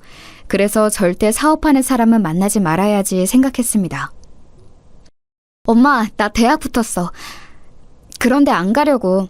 나는 공부로 성공하고 싶은 마음은 없어. 그래서 그냥 바로 집 앞에 있는 회사 경리로 취직해서 살게. 내가 일하니까 이제 조금은 숨통이 트일 거야. 그동안 고생 진짜 많았어. 엄마 몸도 안 좋은데 이제 식당은 그만둬. 우리 사채빚도 다 갚았다며. 미선아, 우리 큰딸 너무 미안해. 엄마가 진짜 너무 미안해. 우리 딸 공부에 관심 많은 거 아는데 돈이 없어서 대학에 보내질 못하네. 사채는 다 갚았는데 이제 은행빚도 남았어. 그래도 너희 아빠가 하루도 쉬지 않고 일하고 있으니 갚는 날이 오기는 한다. 저는 대학에 합격했지만 진학하지는 않았습니다. 애초에 집에 돈이 없어서 가고 싶은 생각도 없었어요. 학교에서 담임 선생님께서 제 상황을 알고 얼마나 안타까워하셨는지는 몰라요. 하지만 현실적으로 너무 힘든 상황이라 저는 바로 취직했습니다. 졸업식도 하기 전에 집 앞에 있는 건설회사에 면접을 보고 합격해서 직장인이 되었어요. 그렇게 번 돈은 다 엄마를 드렸죠. 적어도 저는 제 돈으로 우리 집의 생활비가 조금이라도 충당된다는 것이 그렇게 기쁠 수가 없더라고요. 비록 저는 대학에 가지 못했지만 동생이라도 보내고 싶은 마음도 컸습니다. 그래서 악착같이 돈을 모았어요. 그러다 지금 남편을 회사에서 일하다 만나게 되었습니다. 남편은 참 성실하고 평판이 좋은 사람이었어요. 일 욕심도 아주 많은 사람이라 야망도 넘치는 사람이었죠. 워낙 힘든 어린 시절을 보낸 터라 저는 그런 남편의 모습에 반하게 되었어요. 아휴, 엄마는 속이 다 시원해. 우리 큰딸이 남편감을 잘 골랐네. 그래, 사람은 이렇게 멀쩡히 직장 다니는 사람이 최고야. 엄마는 이제 사업이라는 단어만 봐도 스트레스 받아. 혹시라도 김서방이 사업 얘기 꺼내면 그냥 들어누워. 나는 아직도 너희 아빠가 사업한다고 했을 때 심하게 말리지 않았던 게 그렇게 후회된다니까? 아유, 알겠어, 엄마. 나도 아빠가 사업해서 우리 집 힘들었던 거 생각하면 트라우마야. 일부러 그래서 회사에서 제일 성실한 사람으로 골랐어. 다행히 남편은 사업에는 관심이 없어 보여. 실제로 제가 결혼한다고 남편을 데려왔을 때 엄마는 너무 좋아하셨어요. 남편을 마음에 들어하는 엄마를 보고 저도 안심했습니다. 그래서 저는 제 결혼 생활은 아주 평탄할 줄 알았어요. 하지만 그건 제 착각이었죠. 제일 먼저 문제는 남편의 사업도 사업이었지만 시댁 식구들이었어요. 우리는 결혼하고 시댁에서 같이 살았거든요. 그런데 남편에게는 아주 늦둥이 동생이 있었습니다. 여자 동생이었는데 그때 나이가 5살이었으니 얼마나 늦둥이인지 아시겠죠? 아이고, 세아가. 아유, 나는 늙어서 이제 힘이 없다. 세아가, 네가 우리 영희 데리고 놀러 갔다 와라. 영희가 얼마 전부터 계속 유원지에 가고 싶다고 그러네. 우리 아들은 일하느라 바쁘니까 네가 평일에 영희 데리고 다녀와. 응? 이번 기회에 가서 영희랑 친해지고 좋지.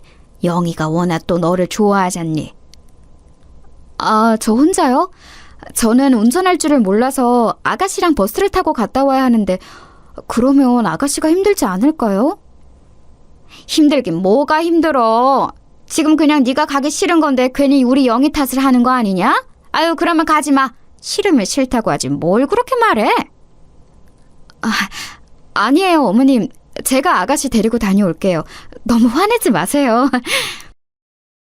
저는 결혼하고 바로 직장을 그만두어서 집에서 시어머니랑 주로 있었어요. 시어머니는 늦은 나이에 아가씨를 낳아서 많이 힘들어하셨습니다. 그래서 아가씨 육아를 제가 담당했어요. 원래 동생이 있기는 했지만 이렇게 어린아이를 돌보는 것은 저도 처음이라 많이 힘들었습니다. 시부모님은 본인들의 자식인데 제가 맡아 키워주는 것을 원하셨어요. 이게 너무 힘들어서 엄마에게 하소연하기도 했죠. 엄마, 나 진짜 어린 아가씨 돌보는 거 너무 힘들어. 내가 결혼을 한 거지 유치원에 취직한 게 아니잖아? 그런데 자꾸 나한테 아가씨를 돌보는 것을 원하니까 힘들어. 내가 혼자 유원지도 데려가고 아가씨랑 놀이터도 가고 밥도 먹이고 식모 같아. 미선아, 그래도 좋게 생각해. 김서방이 성실하게 월급 매달 가져다 주는 게 어디니? 엄마는 남편이 멀쩡한 회사 다니면서 월급 매달 가져다 주면 아가씨가 4명이라도 키울 수 있어. 그러니까 네가 참아, 응? 엄마는 아빠의 사업에 대해 상당한 트라우마가 있으셨어요. 그도 그럴 것이 멀쩡하게 살다 갑자기 집이 망한 거라 고생이란 고생은 다 하셨잖아요. 그래서 제가 하소연하면 저보고 참으라는 말을 많이 하셨죠. 저도 3년 뒤에 꼭 돈을 모아서 독립하자는 남편의 말을 그대로 믿고 있었습니다. 그런데 독립 관련해서 문제가 생기기 시작했어요. 제가 그냥 꾹 참고 아가씨를 돌보니까 아가씨가 저를 많이 따랐거든요. 새언니, 나 솜사탕 먹고 싶어요. 우리 공원 가서 솜사탕 먹어요. 응? 나 그리고 모래놀이도 하고 싶은데 놀이터 가서 놀아요. 네? 아유, 우리 영희는 새언니가 그렇게 좋아? 그러면 이제 앞으로 새언니랑 살면 되겠다. 그치? 너희 오빠랑 새언니가 곧 독립한다는데 영희 거기에 따라가서 살아. 엄마랑 아빠는 시골에 내려갈 거야. 영희도 오빠네랑 살고 싶지? 에? 새언니 나랑 이제 안 살아? 싫어. 같이 살아요. 응? 나 버리지 마. 영희는 새언니랑 살 거야. 제일 골치 아팠던 것은 바로 아가씨 문제였어요.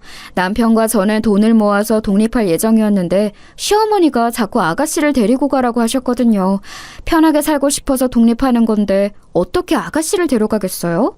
이 문제로 남편하고 얼마나 싸웠는지 몰라요. 그럼 어떡해. 부모님이 우리 독립하면 엄마 고향으로 내려가고 싶대. 영희를 그 시골에서 키울 수는 없잖아. 당장 몇 년 뒤에 학교에 입학하는데 거기는 학교도 없어. 옆 동네까지 가야 하는데 1시간은 걸어야 나온다고 하더라. 당신 출근하면 아가씨 나 혼자 봐야 하잖아. 만약 우리 아기 생겨서 임신하면 그때는 어떡해? 혼자 몸 챙기기도 힘들 텐데 아가씨를 잘 못 돌볼 수도 있어. 그때 어머님이랑 아버님이 나한테 서운하다고 하시면 어떡할 거야?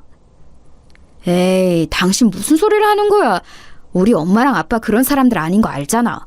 그리고 임신하면 그때 가서 생각하자. 그리고 우리가 영희랑 같이 사는 대신 엄마가 집 처분하고 남은 돈 주신다고 했잖아. 그걸로 조금이라도 더 넓은 집에서 우리끼리 살 수 있는 건데 왜 안 좋게만 생각하는 거야? 물론 그건 나도 감사하게 생각해. 그런데 아가씨가 아직 어리니까 돌보는 비용도 만만치 않은데 거기에 대해선 얘기 들은 게 전혀 없어. 여보, 우리 현실적으로 생각하자, 응? 내가 아가씨가 싫다는 게 아니잖아. 매달 내가 돈을 버는데 왜 자꾸 그런 소리를 하는 거야?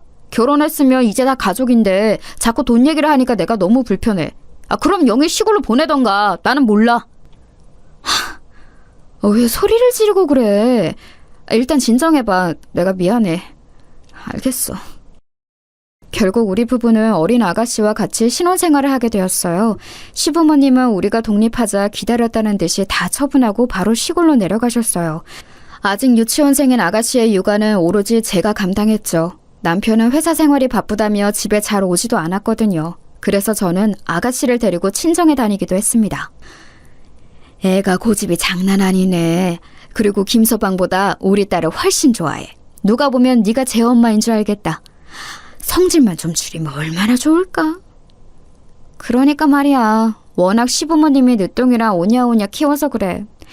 그래도 엄마 말대로 아가씨 문제만 아니면 크게 우리 사이에 문제는 없으니까 참고 사는 거지. 사연 없는 집은 없다고 하잖아. 그래, 막말로 집에 사채업자가 찾아오니? 아니면 대출 갚느라 네가 김치 공장 들어가서 종일 서서 김치 만드는 것도 아니잖아. 그냥 참아. 참는 게 이기는 거야. 김서방이 그래도 성실하게 회사에 다니잖아. 엄마는 그걸로 만족해. 워낙 아빠의 사업 실패에 트라우마가 있던 엄마와 저였기 때문에 결혼 생활이 생각보다 힘들어도 버텼어요. 그런데 문제가 발생하게 되었습니다. 남편과 저는 아이가 쉽게 생기지 않았어요. 아무래도 아가씨를 키우느라 고생이 많아 제가 신경 써야 할 일이 많기도 했었죠. 그러다 겨우 임신에 성공하게 되었고 열심히 태교하고 있었습니다. 새언니 뱃속에 그럼 아기가 있는 거야? 우와, 아기 언제 태어나? 나 아기 태어나면 아기랑 같이 놀이터도 가고 놀이공원도 갈래. 우리 영희가 조카를 봐준다고 하니까 오빠는 기쁘다. 여보, 이것 봐. 우리가 영희를 키운 것처럼 영희도 우리 아기랑 놀아줄 거야. 뿌듯하지? 아가씨도 태어날 조카에 관심이 매우 많았어요. 우리 친정에서도 제 임신 소식에 많이 기뻐하셨습니다. 양가의 관심을 한 몸에 받으며 태어날 아기를 기다리고 있었는데 남편이 벼랑간 저를 앉혀놓고 말했습니다. 그래서 나는 사업을 꼭 할 거야. 이미 생각해 놓은 그림이 있어. 여보, 당신은 나 믿지? 내가 그동안 바빠서 집에 잘 못 왔잖아. 그게 다 이것 때문이었어. 나는 당신하고 행복하게 살고 싶어. 갑자기 사업을 하려고 멀쩡히 다니던 회사를 그만둔다는 남편의 말에 저는 너무 놀랐어요. 이 대화가 바로 사연 초반에 말했던 그 대화입니다. 제가 남편과 결혼한 이유 자체가 성실하게 회사에 다니는 거였는데 이게 무슨 소리인가 싶었죠. 여보, 우리 태어날 아기도 아기지만 당장 아가씨는 어떡해? 당신이 갑자기 그만두면 아가씨한테 매달 들어가는 돈은 어디서 충당하라는 거야? 우리 현실적으로 생각하자, 응? 영희? 에이, 솔직히 우리가 어디 무슨 고급 기관에 보내는 것도 아니잖아. 기본만 하는 건데 왜 그래? 그리고 우리 아이 태어나면 영희가 많이 놀아줄 거야. 그러니까 멀리 보자. 저는 남편의 말에 너무 가슴이 갑갑해졌어요. 시댁과의 문제가 전혀 없던 것도 아니고 시어머니가 고향으로 내려가고도 사건이 몇 개 있었거든요. 예를 들어 시어머니는 시골에 갔는데 자꾸 우리 부부가 사는 곳으로 자주 올라오셨어요. 내가 반찬 몇 개 가져왔어. 우리 영희는 잘 있니? 네가 집에 있으니까 영희랑 우리 아들 굶지 않게 잘 챙겨라. 알겠지? 나는 그럼 며칠 있다가 가야겠어. 시골에서 사니까 좋은 점도 있는데 확실히 심심하긴 해. 그래도 네 아버지는 시골이 좋다더라. 내 고향인데 본인이 더 좋아해. 시어머니는 시골로 내려가서 심심하셨는지 올라와서 며칠 동안 있다 가기도 했어요. 그럴 때마다 살림살이 지적도 많이 하셨습니다. 새아가 이런 식으로 정리하면 안 돼. 그러면 음식 다 상해. 이건 완전히 기본적인 건데 이걸 모르니? 어머, 찬장은 왜 이래? 벌써부터 이러면 나중에 어떻게 하려고 그래? 나랑 같이 살면서 내가 정리한 거 못 봤니? 이런 은근한 시어머니 행동에도 제가 꾹 참았는데 남편의 갑작스러운 사업 통보에 저는 친정엄마에게 얘기를 꺼냈어요. 당연히 친정엄마도 당황함을 감추지 못하셨습니다. 아니, 김서방은 갑자기 왜 그러는 거야? 왜 남자들은 사업에 미치는 거야? 나는 이해할 수가 없어. 야, 미선아, 절대 안 돼. 네가 어떻게든 말려. 네 아빠 그렇게 망하고 우리 집 어떻게 살았는지 너도 알지? 이미 말렸어. 그런데 들은 척도 안 해. 이미 어떻게든 그렇게 하겠다고 마음먹어서 내 말은 들리지 않나 봐. 곧 아기도 태어나는데 어떡해? 엄마, 나 미칠 것 같아. 네 아빠가 너희 어릴 때 그렇게 사고 쳤던 거 아직도 갚고 있는 거 알지? 사채는 겨우 개고생해서 갚긴 했는데 아직도 은행빚이 어마어마해. 엄마는 우리 딸이 그렇게 사는 거 원하지 않아. 물론 사업한다고 다 망하는 것은 아니야. 하지만 성공하는 것보다는 확률이 더 높아. 나도 아빠가 사업하고 우리 집 쫄딱 망해서 힘들게 살았던 거 당연히 기억해. 그래서 남편에게 말했는데 이미 귀를 막았어. 어떡하면 좋아? 시어머니는 오히려 나한테 뭐라 하더라. 실제로 저는 이 문제를 심각하게 받아들여서 시어머니가 집에 오셨을 때 얘기를 꺼냈었어요. 그런데 시어머니는 워낙 아들 사랑이 지독하신 분이라 저한테 뭐라 하셨습니다. 시어머니가 뭐라고 하셨는지 아세요? 어머님이 제발 남편 말려주세요. 제 말은 안 들어요. 멀쩡하게 다니는 직장을 갑자기 그만두면 당장 아가씨는 어떡하고 태어날 우리 아기는 어떡해요? 무슨 사고를 쳐서 잘리는 것도 아니고. 너는 아내가 남편이 그렇게 일한다는데 왜 미리 초를 치고 있니? 옆에서 응원하는 것도 모자랄 판에 지금 뭐 하는 거야? 원래 자고로 아내는 남편이 사회생활하면 집에서 조용히 내조하는 게 도리야. 사람 섭섭하게 왜 이래? 그냥 현실적으로 지금 우리 부부가 모아놓은 돈이 별로 없어서 그래요. 우리 아버지도 사업을 해서 최악의 상황이 되면 어떻게 할지 고민이라. 그건 그때 가서 생각해라. 괜히 우리 아들이 열심히 일한다는데 회방 놓지 말고, 알겠어? 그리고 만약에 망하면? 그럼 그때 우리가 책임질게. 시어머니는 오히려 걱정하는 저에게 유난이라는 투로 말씀하셨어요. 남편은 이미 진섭이라는 친구와 동업할 생각에 신이 난 상태였습니다. 그렇게 사업을 시작했는데 제 예상과 달리 처음에는 사업이 생각보다 아주 잘 되었어요. 여보, 여기 돈. 이걸로 우리 아기랑 영희 맛있는 거 사 먹여. 그리고 당신 힘들게 이렇게 집에서 집안일 하지 말고 사람 쓰라니까. 그냥 편안하게 백화점 가서 쇼핑해. 친정 식구들도 불러. 여보, 웬일이야 진짜. 저번에도 돈 가져다 주더니 오늘도? 나는 당신이 이렇게 잘 풀릴 줄 몰랐어. 이럴 줄 알았으면 처음에 사업한다고 했을 때 괜히 말렸네. 내가 그때는 미안했어. 괜찮아. 나도 내가 이렇게 사업에 성공할 줄은 몰랐거든. 당신 표정이 밝아지니까 내가 다 행복하다. 우리 평생 이렇게 살자. 자, 그럼 나는 또 돈 벌러 갈게. 조심히 잘 다녀와요. 행복하다. 남편은 실제로 돈을 아주 많이 벌었어요. 그래서 원래 살던 집에서 그 당시 고급 아파트로 이사가서 살게 되었죠. 아가씨와 우리 아이의 교육에도 신경을 많이 썼습니다. 아가씨는 유명 사립학교에 입학해서 다니고 있었어요. 내가 우리 아들 사업 잘 될 거라 했지? 나는 우리 아들은 당연히 성공할 줄 알았어. 그래서 네가 그렇게 반대할 때 웃기지도 않더라. 앞으로 너는 그냥 조용히 우리 아들이 하자고 하면 그렇게 하라고 해. 시어머니는 기세 등등해진 상태로 제 얼굴을 볼 때마다 남편을 칭찬하셨어요. 그런 모습을 보며 참 머쓱한 기분이 들었답니다. 그리고 남편의 성공에 관해 제일 놀랐던 사람은 바로 우리 친정부모님이에요. 우리 딸이 이런 고급 아파트에 산다고? 엄마는 믿기지 않아. 너무 잘 됐다. 우리가 괜히 너희 아빠가 망했던 기억 때문에 안 좋게 생각했었네. 우리는 아직도 대출빚이 많잖아. 내가 젊었을 때 했던 실수 때문에 우리 가족이 이렇게 사는 거지. 미안하다. 나는 아직도 우리 딸들이 장모님 손에 자란 것만 생각하면 자다가도 벌떡 일어나. 아유, 그만해, 아빠. 이미 지나간 일이야. 그리고 나는 사실 사채업자 빚을 탕감한 것만으로도 대단해.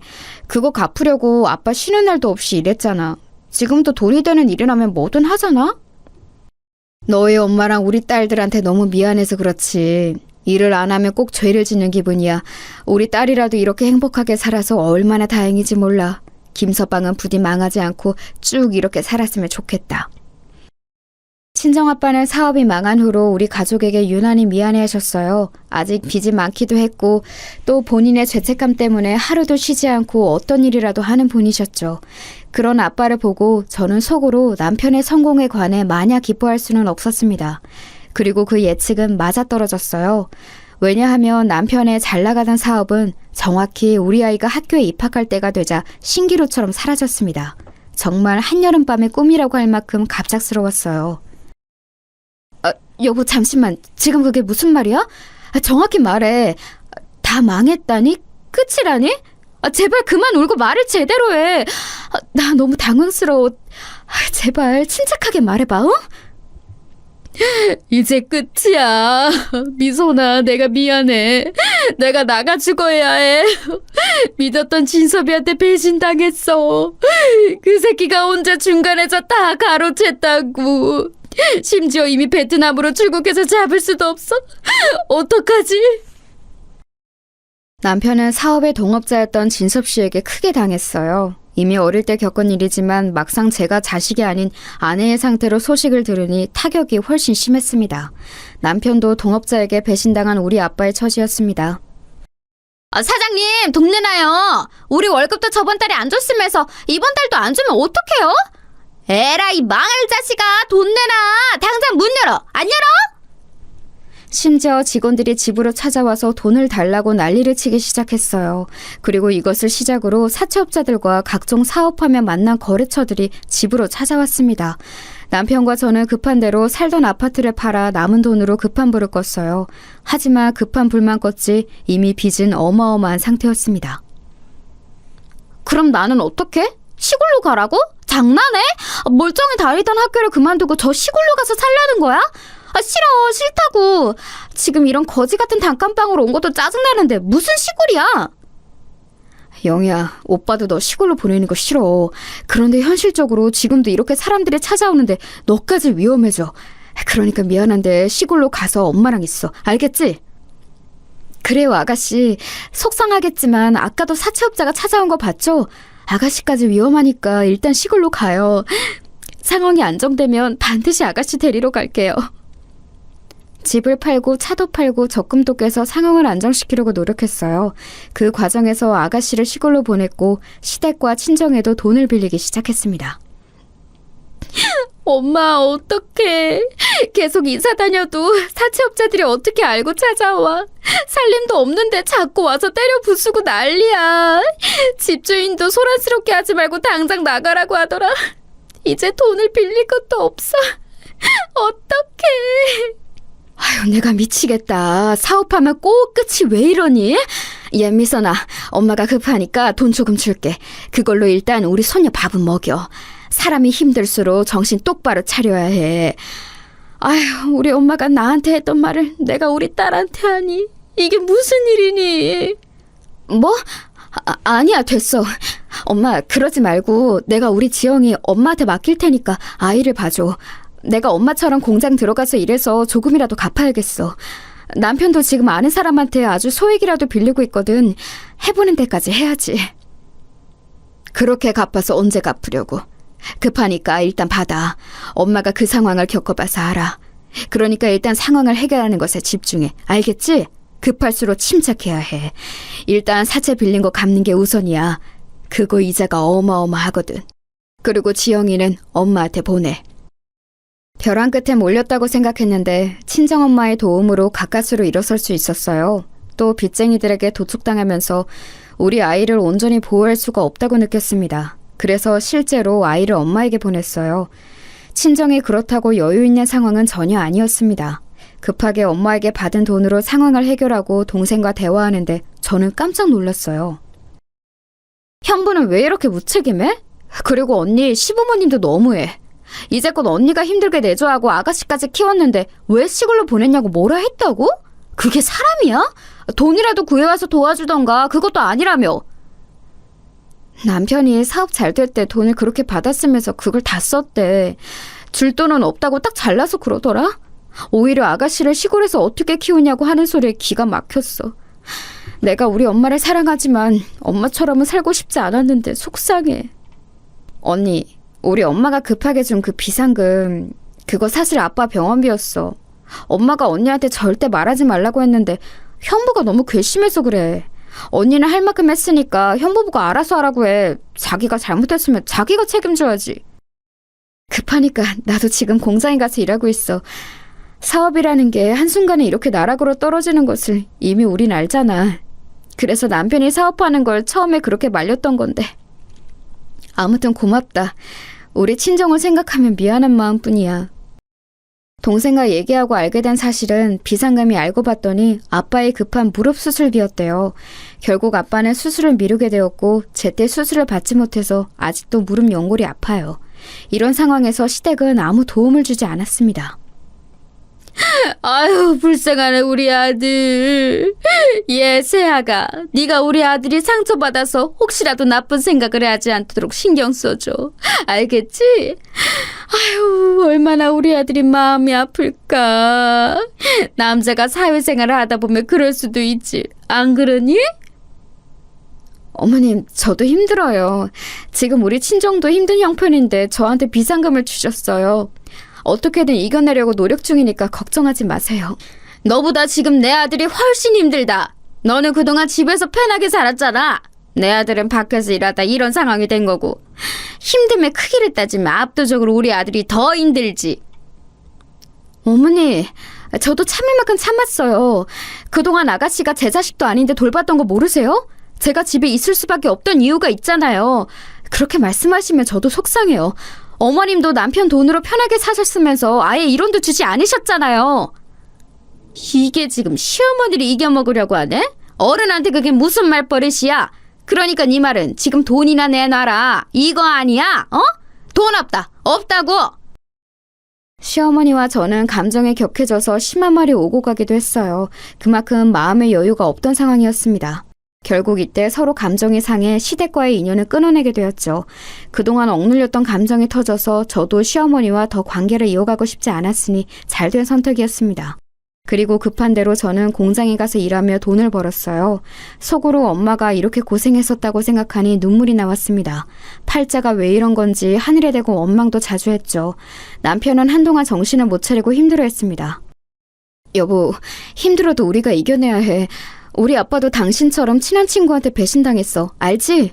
그래도 지금 가난해도 잘 살고 있잖아. 그러니까 너무 상심하지 말고 우리 서로 의지하자. 의기소침해서 집에서 잘 나가지도 않는 남편을 달래느라 얼마나 고생했는지 몰라요. 남편은 술에 의존해서 종일 소주만 마셨거든요. 제가 혼자 버는 돈으로 빚을 갚고 겨우 남은 생활비로 남편과 라면을 먹으며 버텼습니다. 그런데 제가 공장에서 일하면서 어깨를 심하게 다치게 되었어요. 그리고 버텨왔던 저도 무너지게 되었습니다. 여보, 나도 너무 힘들다. 이제 당신이 나가서 돈을 벌면 안 돼? 나도 어깨만 회복하면 나가서 돈 벌게. 우리 평생 이렇게 살 수는 없어, 알지? 이제 정신 차리고 돈 벌어서 빚 갚자. 그리고 다시 지영이도 우리 품으로 데려오자. 알겠어. 내가 사업 망하고 제정신이 아닌 상태였는데 네가 혼자 너무 고생 많았어. 미안하고 고마워. 이제 내가 나가서 일할게. 우리 이겨내자. 제가 울며 말하자 남편도 정신을 드디어 차렸어요. 그리고 제가 어깨를 회복하는 동안 남편이 나가서 돈을 벌게 되었죠. 빚도 조금씩이지만 갚았고 그렇게 몇 년이 지났습니다. 친정에 맡겼던 우리 딸도 데려왔어요. 저는 예전처럼 공장에 가서 버는 것은 힘든 상태였습니다. 그래서 아이가 학교에 간 동안 식당에서 설거지하며 돈을 벌었어요. 월급은 50만 원 정도 받았습니다. 빚을 갚으며 힘들어도 참고 살다가 사건이 발생하게 되었어요. 이 사건이 제가 오늘 제보한 사연의 핵심이랍니다. 미선아, 혹시 100만 원을 급하게 구할 수 있을까? 네 아버지가 그때 수술을 제때 못했잖아. 후유증이 있는지 자꾸 자다 깨고 일상생활도 힘들어. 그래서 병원에 갔더니 마침 주말에 수술 하나가 취소됐다고 하더라고. 병원비가 없어서 그러는데 100만 원 있니? 100만 원? 마침 남편이 어제 월급을 받았어. 거기서 조금 빼고 우리 적금 깨서 줄게. 그때 엄마랑 아빠가 우리 빚 많았을 때 줬던 돈도 못 갚았잖아. 이 정도는 괜찮아. 그때 빌린 돈 갚는 거라 생각할게. 아유, 너무 고마워. 아빠 수술 잘 끝나면 차차 갚을게. 사업이 뭐라고 내 남편도 네 남편도 난리니. 아유, 남자들이 문제다. 어쨌든 우리 딸 고마워. 엄마가 급하게 전화로 아빠의 수술비가 필요하다고 했어요. 남편이 사업 망하고 힘들었을 때 저한테 주겠다고 아빠가 수술을 못 하셨잖아요.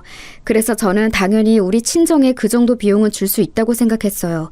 물론 100만 원이 우리 형편상 큰 돈은 맞았습니다. 선뜻 줄 수 있는 금액은 아니었어요. 하지만 친정에서 먼저 우리 부부를 도와주었던 경험이 있으니 저는 돈을 보내주었죠. 그런데 이 사실을 말하자 남편이 말 그대로 흥분하기 시작했어요. 뭐라고? 미친 거 아니야? 무슨 100만 원을 상의도 없이 보내? 당신 미쳤어? 내가 공장에서 뼈 빠지게 일한 돈을 그렇게 홀랑 보냈다고? 적어도 나한테 말은 하고 보냈어야 하는 거 아니야? 어떻게 그럴 수가 있어? 급하게 예약금을 보내야 한다잖아. 우리 부모님이 저번에 당신 빚 갚을 때 도와줬던 거 몰라? 물론 나도 늦게 말해서 미안해. 엄마가 꼭 갚겠다고 했어. 저번에 우리한테 줬던 돈은 1원도 못 갚은 거 알지? 나는 당신 반응이 오히려 서운해. 서운? 지금 서운하다는 말이 나와? 내가 공장에서 개같이 일한 돈을 왜 주냐고. 인연이 미쳤나? 이혼하기 싫으면 당장 너희 부모님한테 가서 차용증 받아와.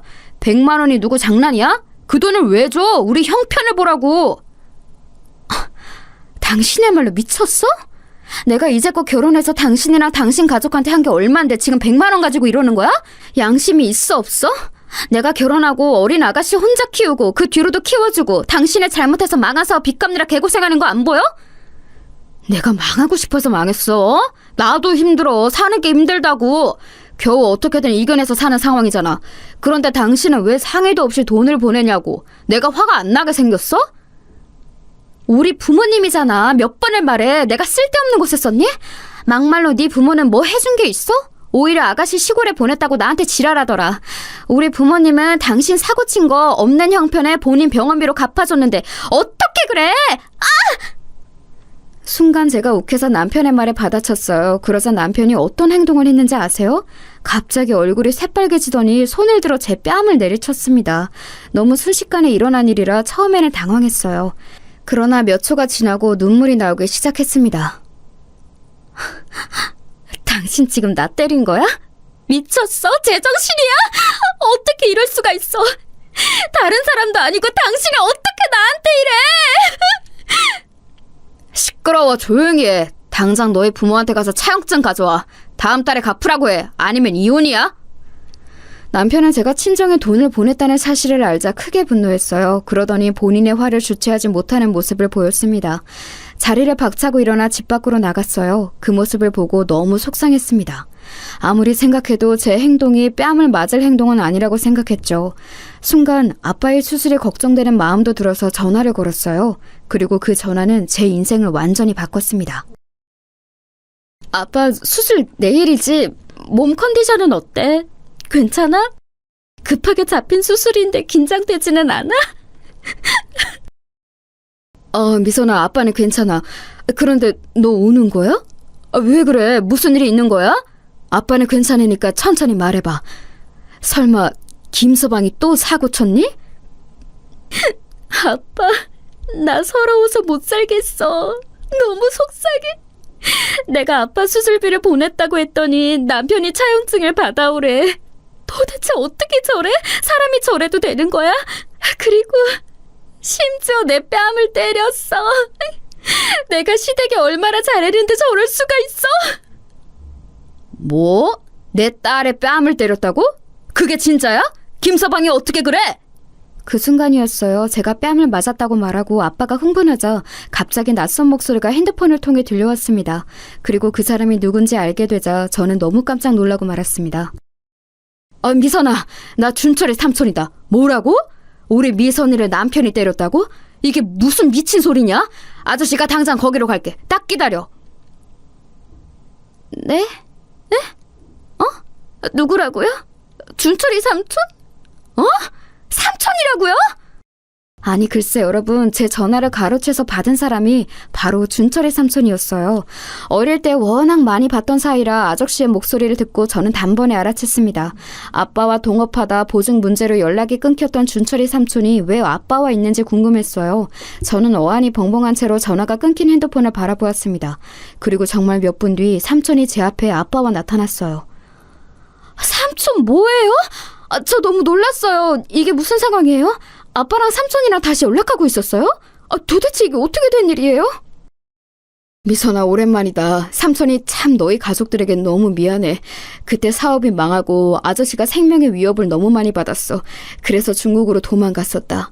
거기서 몇 년간 개고생하고 일이 겨우 해결되어서 예전보다 돈이 많아졌어. 그래서 다시 한국으로 왔지.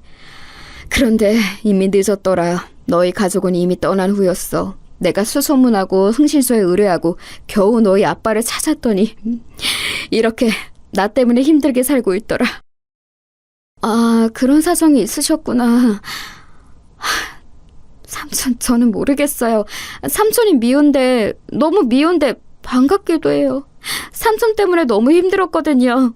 우리 아빠가 삼촌 보증 때문에 안 해도 되는 고생을 많이 했어요. 그건 우리 엄마도 마찬가지예요. 하지만 그래도 이렇게 잊지 않고 찾아와서 고마워요. 아니다, 다 내 잘못이야. 그래서 너희 아버지한테도 말했는데 내가 너희 가족에게 남은 인생을 모두 바칠 거야. 평생 돈 걱정은 안 해도 되게 해줄게. 우선 망할 너희 남편이 첫 번째야. 그 새끼 어디 있어? 당장 이혼해. 변호사 선임하고. 감히 우리 미선이를 때려? 삼촌은 중국으로 도망쳤는데 거기서 사업이 아주 잘 풀렸다고 해요. 그래서 예전과는 비교도 못할 정도로 잘 나가기 시작했다고 합니다. 결국 삼촌의 덕으로 저는 망할 남편과 이혼할 수 있었어요. 미선아, 내가 미안해. 잠시 내가 미쳤었나 봐. 우리 미혼하지 말자. 내가 다시는 너한테 손 올리지 않을게. 됐어. 나는 이제 당신하고 할 말은 없어. 내가 그동안 시댁과 당신에게 할 만큼 충분히 했다고 생각해. 우리 앞으로 마주치지도 말자. 나는 당신 빚을 대신 갚을 생각 없어. 이혼하자며. 당신이 이혼 얘기 먼저 꺼냈어. 아니야, 미안해. 내가 그때 너무 흥분해서 그랬어. 미선아, 내 말을 들어봐. 미선아! 저는 준철의 삼촌의 도움으로 남편과 깔끔하게 이혼할 수 있었어요. 변호사를 무려 삼촌이 3명이나 선임해 주셨거든요. 그리고 실제로 삼촌은 우리 친정을 책임지기 시작했습니다. 아빠의 수술도 성공적으로 마칠 수 있었고 저는 예전과는 다른 생활을 하고 있어요. 아이는 제가 키우고 있습니다. 남편은 본인 빚을 혼자 갚아야 하니 저한테 무릎 꿇고 난리가 아니었어요. 그 모습을 보는데 어찌나 통쾌했는지 모릅니다. 그리고 더불어 역으로 친정엄마가 예전에 빌려준 돈까지 청구했어요. 이게 다 남편의 업보랍니다. 여기까지가 제가 준비한 사연이에요. 재밌게 들으셨나요? 저는 이제 저 망할 남편을 보지 않아서 얼마나 즐거운지 몰라요. 제 사연 들어주셔서 정말 감사합니다. 그럼 이만 마치도록 할게요. 여러분도 행복한 나날 보내시길 바래요.